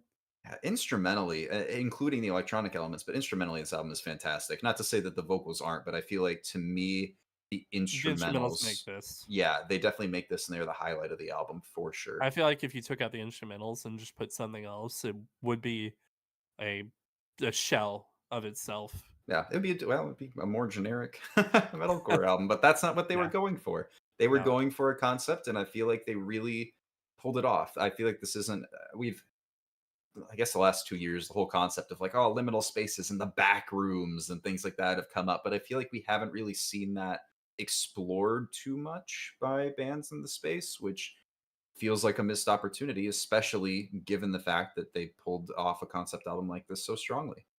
You know, it's meant to be scary and interesting, and things aren't meant to be in the right state. And metal is the perfect genre for that. The only thing I could think of that would be better, it would be EDM, but that's because you can literally craft whatever sound you want to fit the concept. This, in my opinion, is one of, if not the best you could get it. Maybe a couple more interludes here and there. It's crazy to say when there's like 4 on here, but you know, I feel like they hit 95 out of 100 on exploring this concept, and it was really well done. And there's not much more they could have done. And just by virtue of that, it's definitely worth a listen if you haven't heard it. I mean, it's a great album, really well done. What was your favorite from this? Either Close to You or Cyanide. Those are the two that I'm going to echo Cyanide. Mm-hmm. Cyanide and Medicine are the two that have stuck with me the most. Was Medicine the opener? Yeah. Medicine was a really good opener. I think it fit better after hearing the closer because the closer loops back into it, and hearing that kind of loop almost really helps sell the concept. I really enjoyed this. They had an album drop last year too. I haven't gone Really? back to it, but it seems very soon. That Yeah. album was 8 tracks. This album was 14. Well, with 4 interludes. Well, yeah, 11 with 3 interludes, but still. Gotcha. I need to still go back to that. I have that saved. We got 2 more albums. I don't have too much more to add to this. So let's get moving on to the debut album from the Pretty Wild, 0 Point Genesis. This is the first time we're actually talking about them on the podcast. I don't think It's we talked crazy. about Sleepwalker when that came out last year, though. I know Derek, you and I were both quite fond of that.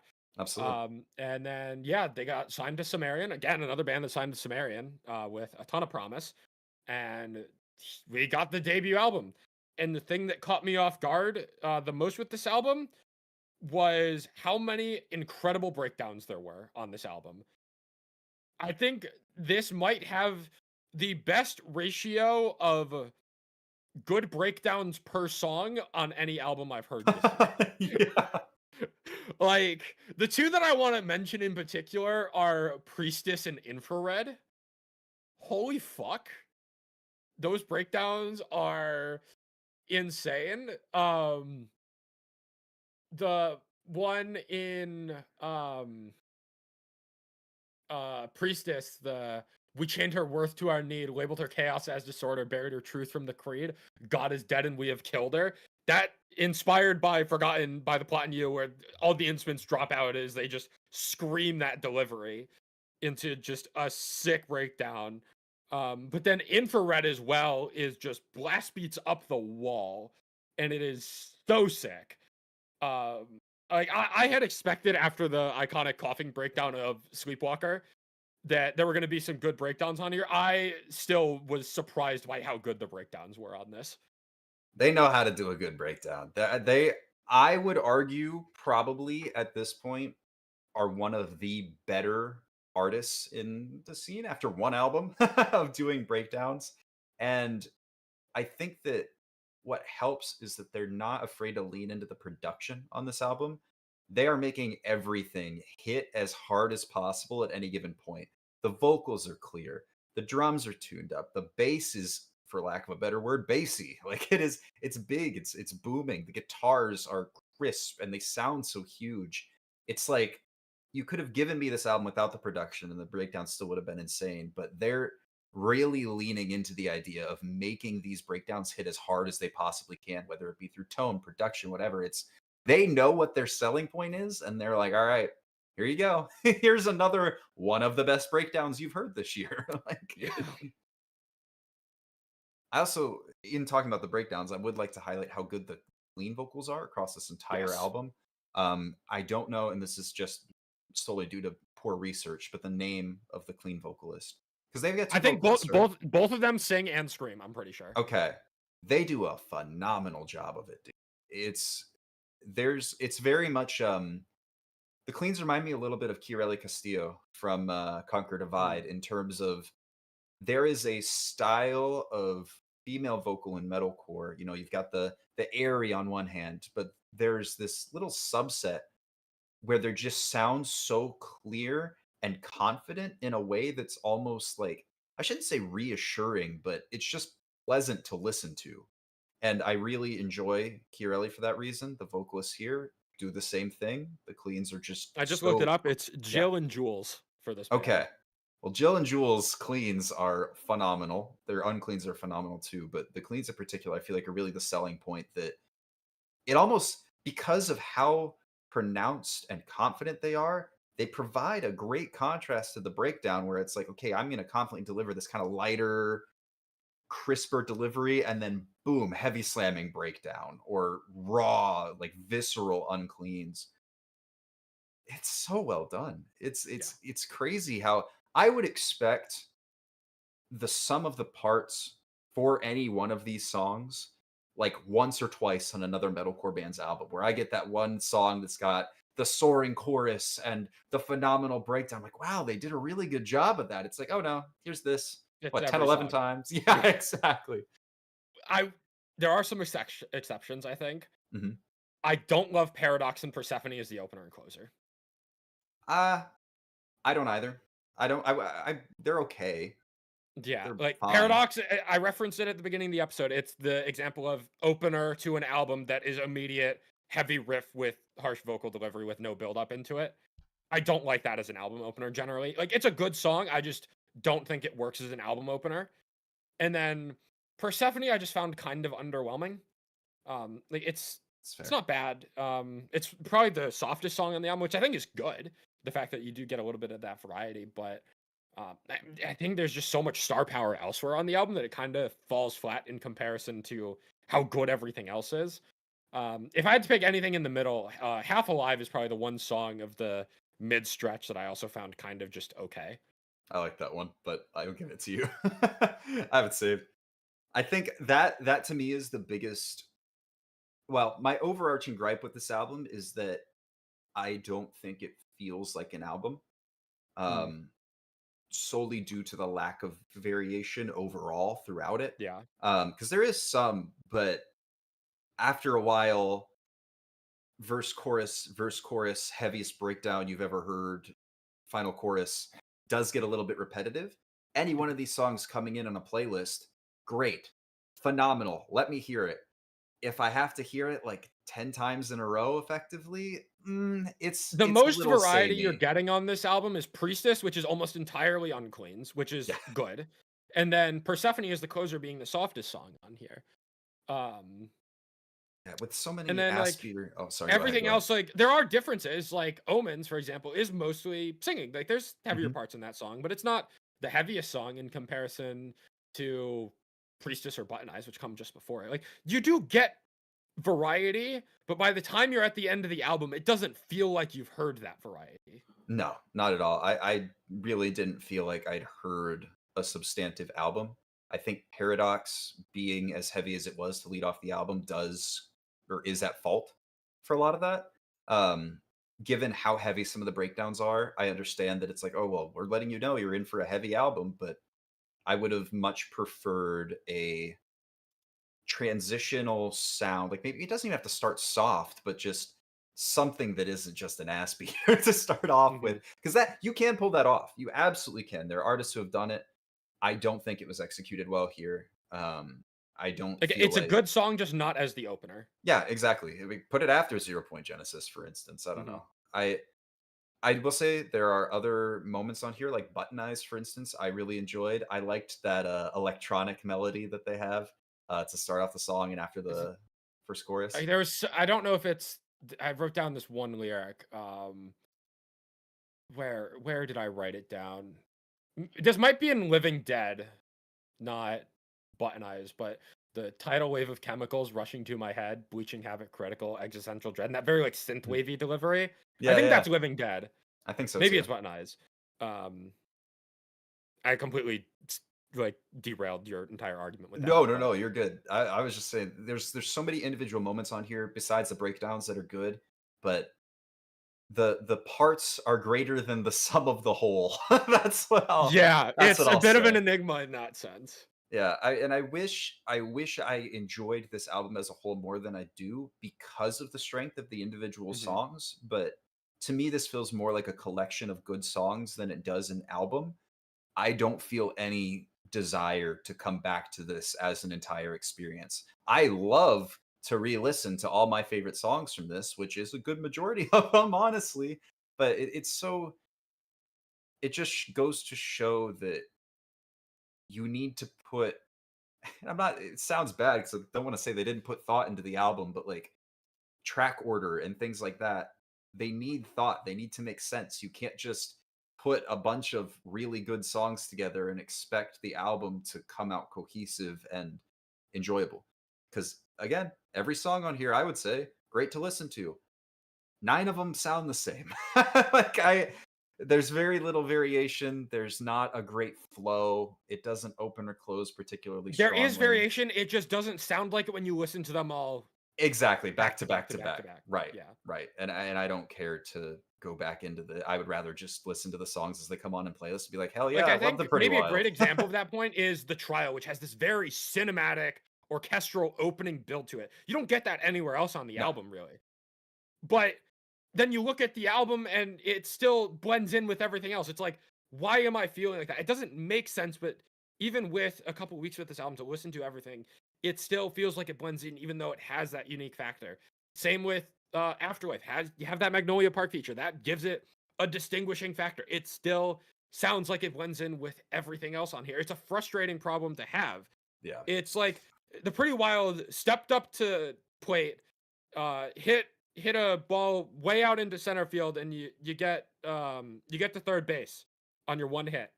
Yep. And you just barely miss out on the home run. That's what this album feels like. Yeah. But they're striking themselves out. that's also where I don't know. Yeah, It's crazy. Like, this to me is like one of the best albums that I've heard this year that is not going to show up anywhere in my end of year awards. Probably unless I make some last minute changes over the next few days. Like I'm not entirely ruling it out, but at this moment, they're not anywhere. And it's kind of a crime that they aren't because it is that good. Yeah. Yeah. I just there needed to be something maybe more of a concept, more flow between the songs, a better narrative established in the opener. Like I don't know, something, anything, all like of the those Pretty things. Wild, they lean into a lot of this like I don't know, supernatural elements of like the paranormal and maybe a bit of astrology in there. There's so much conceptually you can do with kind of the inspirations for this album that it doesn't feel like there's a connecting thread to tie it all together when there very definitely can be. And I wouldn't be surprised if they knock out the sophomore album with a more cohesive theme, like just off of the strength of this. You could, and I guess maybe this will drive my point home. I think you could put this album on shuffle and create an infinite number of album orders that would still make the same sense as this does, like right here. Like none of them are particularly strong as an opener or closer. It's just they're all tracks that are good and exist together. Like, oh, suddenly Persephone's a track 7 kind of interlude almost between two songs. Sure, why not? Oh, Afterlife could work as a closer. exactly. That's what I'm saying, dude. Like that's the Trial what could be makes an me- opener. Absolutely. Yeah, with the orchestral intro, Yeah. absolutely.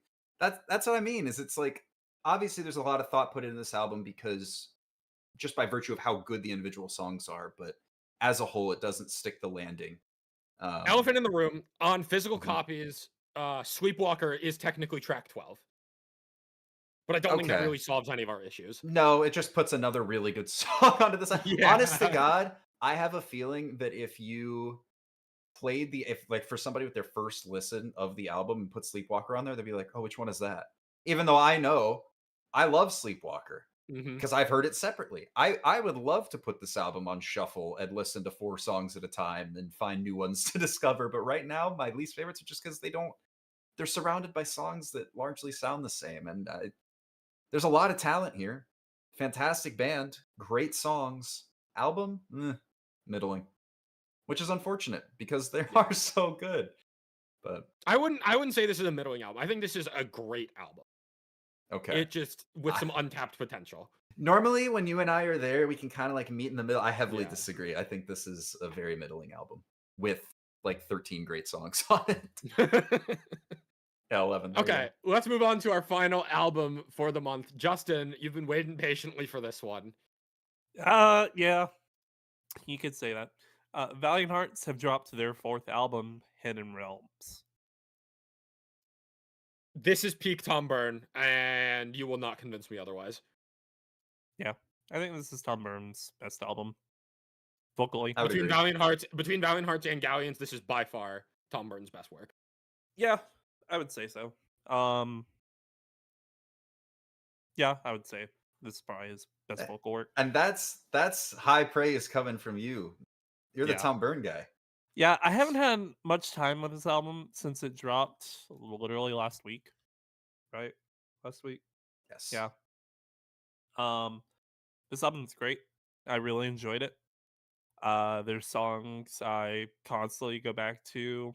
I think this is the first album since Wanderlust to me where there are no skips. Even in Odyssey, I had some songs that I skipped. I did not know that. Even though I put that higher than Wanderlust. Um, there's some stuff, specifically like Ships in the Night and A Thousand Years from Odyssey that I'll skip. Whereas in this album, front to back, I'll listen to it and not miss a beat. This album talks about the alchemist in creating the Philosopher's Stone. Each of the singles were based on the elements, so that was Thalassa, Nausicaa, Venusian Fires, and Enchante. Even though Vermilion, I think, was in contention to be switched with that, but they went with Enchante instead. And this album is just phenomenal. This is a almost collaboration with Trenton as well, because while he did feature in Thalassa, he is in like the choir and backing vocals for a lot of songs, specifically Nausicaa, Yukon, Heaven Sent, I think Hidden Realms, and a couple others. Some of my favorites from this are Nausicaa, which we didn't talk about as a single. It was the last single that dropped. Thalassa. Vanishing Act blew me away at the start. That opening bit, phenomenal. Great. Yukon is probably the song I've gone back to the most on this album, just because Canada. it does. Yes, just because of Canada. But it does a really good job in selling the theme. Tom talked about in the live stream they did for the early listening for this album, and that Yukon is, I believe, the only place in the world where there's like every sort of element. There's like like a small desert, Canada. like some snow. It goes into a bit more detail on it, but There are volcanoes in Yukon. I didn't even maybe, know I that, don't know. honestly. I don't know. I've never been to Yukon, so. The Alchemist is also very good. I love the lyrics on this album. Like lyrically, this is some of Tom's best work. It just does a great job at painting a picture and almost transplanting you to that scene. Specifically Nausicaa, Vermilion, which is kind of based on this like kind of deserty almost type deal. Elixir, which is very kind of drum and bass heavy. One of the coolest moments on this album. Absolutely. And I think this is the first album since Aetherborn by Chime, which made my top 5 of 2023, where I got to a point where I felt like I was being transported along for a journey. Like, full disclosure, I've never played a Legend of Zelda game, but there were like moments in here where I was like, this is how I feel like playing a Zelda game would feel. Like I actively, they're like, I don't know if that makes any sense. But it's almost, No, finish what you're saying. Finish this. Oh, I was just gonna say, like, it's not like chiptune or anything like that, but there are moments instrumentally that feel like you're along for some sort of epic journey that, like, the album wants you to come along with it as it goes, and it does a great job of selling you on joining that journey. For me, it's almost too nerdy. It's too nerdy. Like, this is the guy who listens to Sleep Token and Starset saying this. Sleep Token and Starset. Maybe it's not that it's too nerdy, but it's that I don't get it. There's a lot to unpack. I feel like, and not to say that I understand. I feel like it requires source material that if you're not like invested in, or not willing to go, do research on, it's not something you're gonna connect. Which doesn't make this very accessible, which I feel like is a problem. Well, I feel like a majority of it is still accessible enough, But the Mhm. biggest problem that I feel like I run into with Valiant Hearts stuff, and Jake will give you an opportunity to talk about how much you like this album here in a second. I think this is a great album. I feel like where Valiant Hearts falls short is there's usually, and I would say this is the case for Galleons too, that around like track 8-ish, I start to lose interest. And not because it's boring, it just kind of starts to blend together. And that's how I landed with this album. Is like once the journey kind of picked up on like track 3, I'm like, all right, I'm in, I'm sold.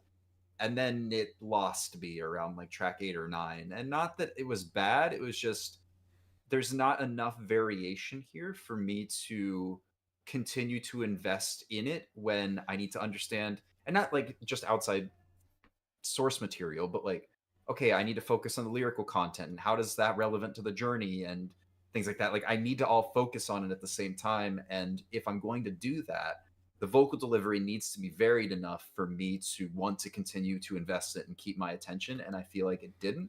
And it's not that Tom Burns a bad vocalist. He's a I fucking phenomenal I vocalist. feel like the problem is they tried to do that last album and no one liked it. Ah. Well, not that no one liked it, but it fell flatter than Right. the other 2 albums. Well, So I will this is a say lot from more in regards to Wanderlust and Odyssey, with a little bit more of an additional flair to it. I got you. Well, and it really does sound like those albums are meant to be a part of a larger journey. So if that's what the fan base for Valiant Hearts wants, I totally get it. I think it's a phenomenal idea. That's I what think I want. instrumentation across the board, I think instrumentation was the highlight of this album. Oh yeah, for me, really. Igor fucking killed it, dude. killed it. Yeah. I think now is a good time for me to jump Yeah, into this yeah. conversation and say that for all of my gripes with Valiant Hearts and Galleons over the year, and the fact that a lot of songs just kind of blended together, and like I had my occasional favorites from the albums here and there, but generally it was like I would listen to the album, and similar experience to you, Derek, where I get like a little beyond halfway through and it starts to lose steam because it all just starts sounding the same. And as good as everything is, I'm just not as invested.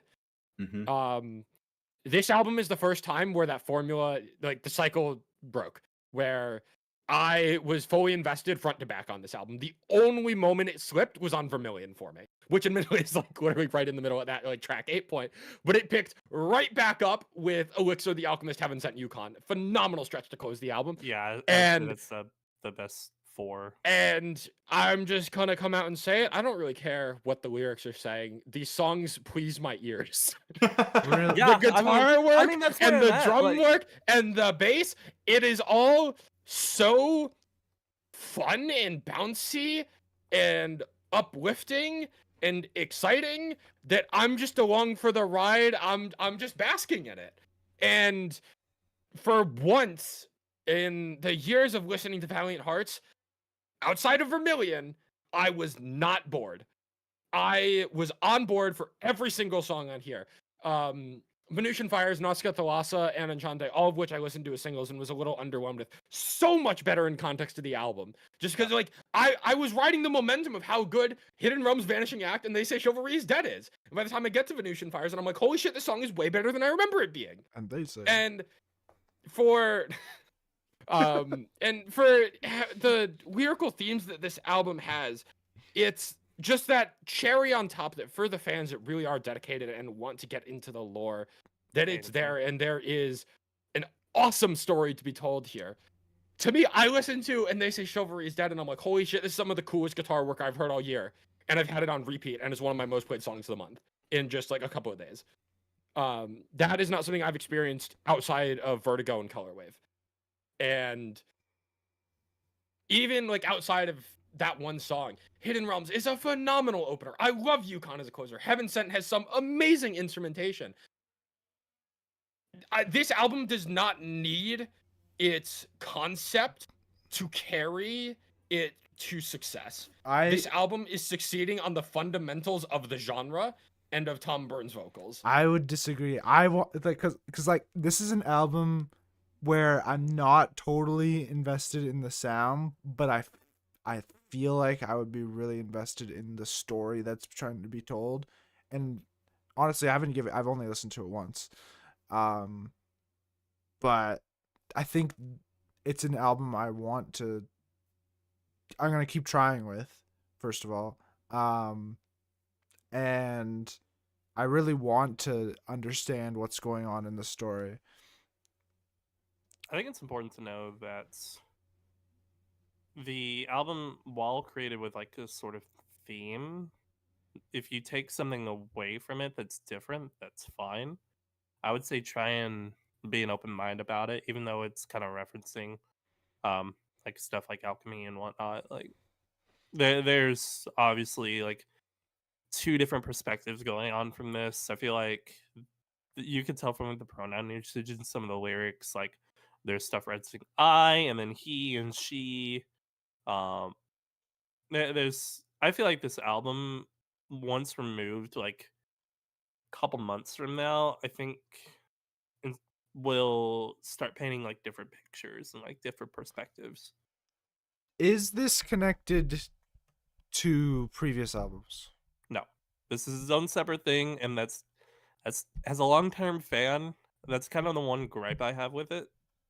Um, because I really, really liked, especially in Odyssey and Yonder, where they referenced older songs.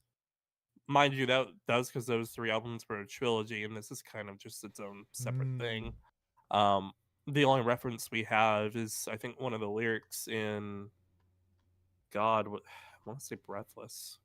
There's a lyric that says Odyssey, and I can't remember which song it is because I did not write that down. But I would say overall, this album is phenomenal. It's as a long term fan, there aren't any misses, but the story it paints can get a little bit complicated. And I would say once you get to like the end of the album, it's great. Like front to back, phenomenal album. I think we're slowly crossing the North American continent.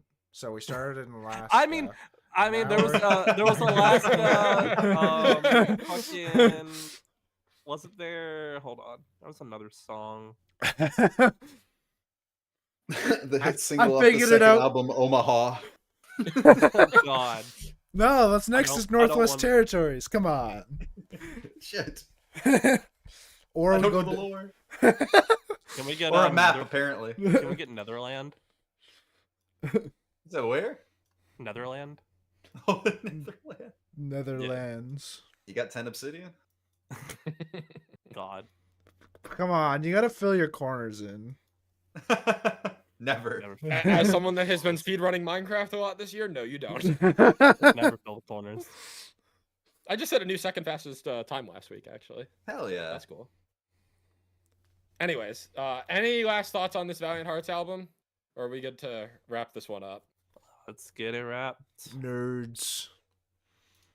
Well, that is going to be it for our monthly recaps for the year of 2025. We are going to probably do a December recap in January to go over the handful of December releases. The that there shortest episode every. are.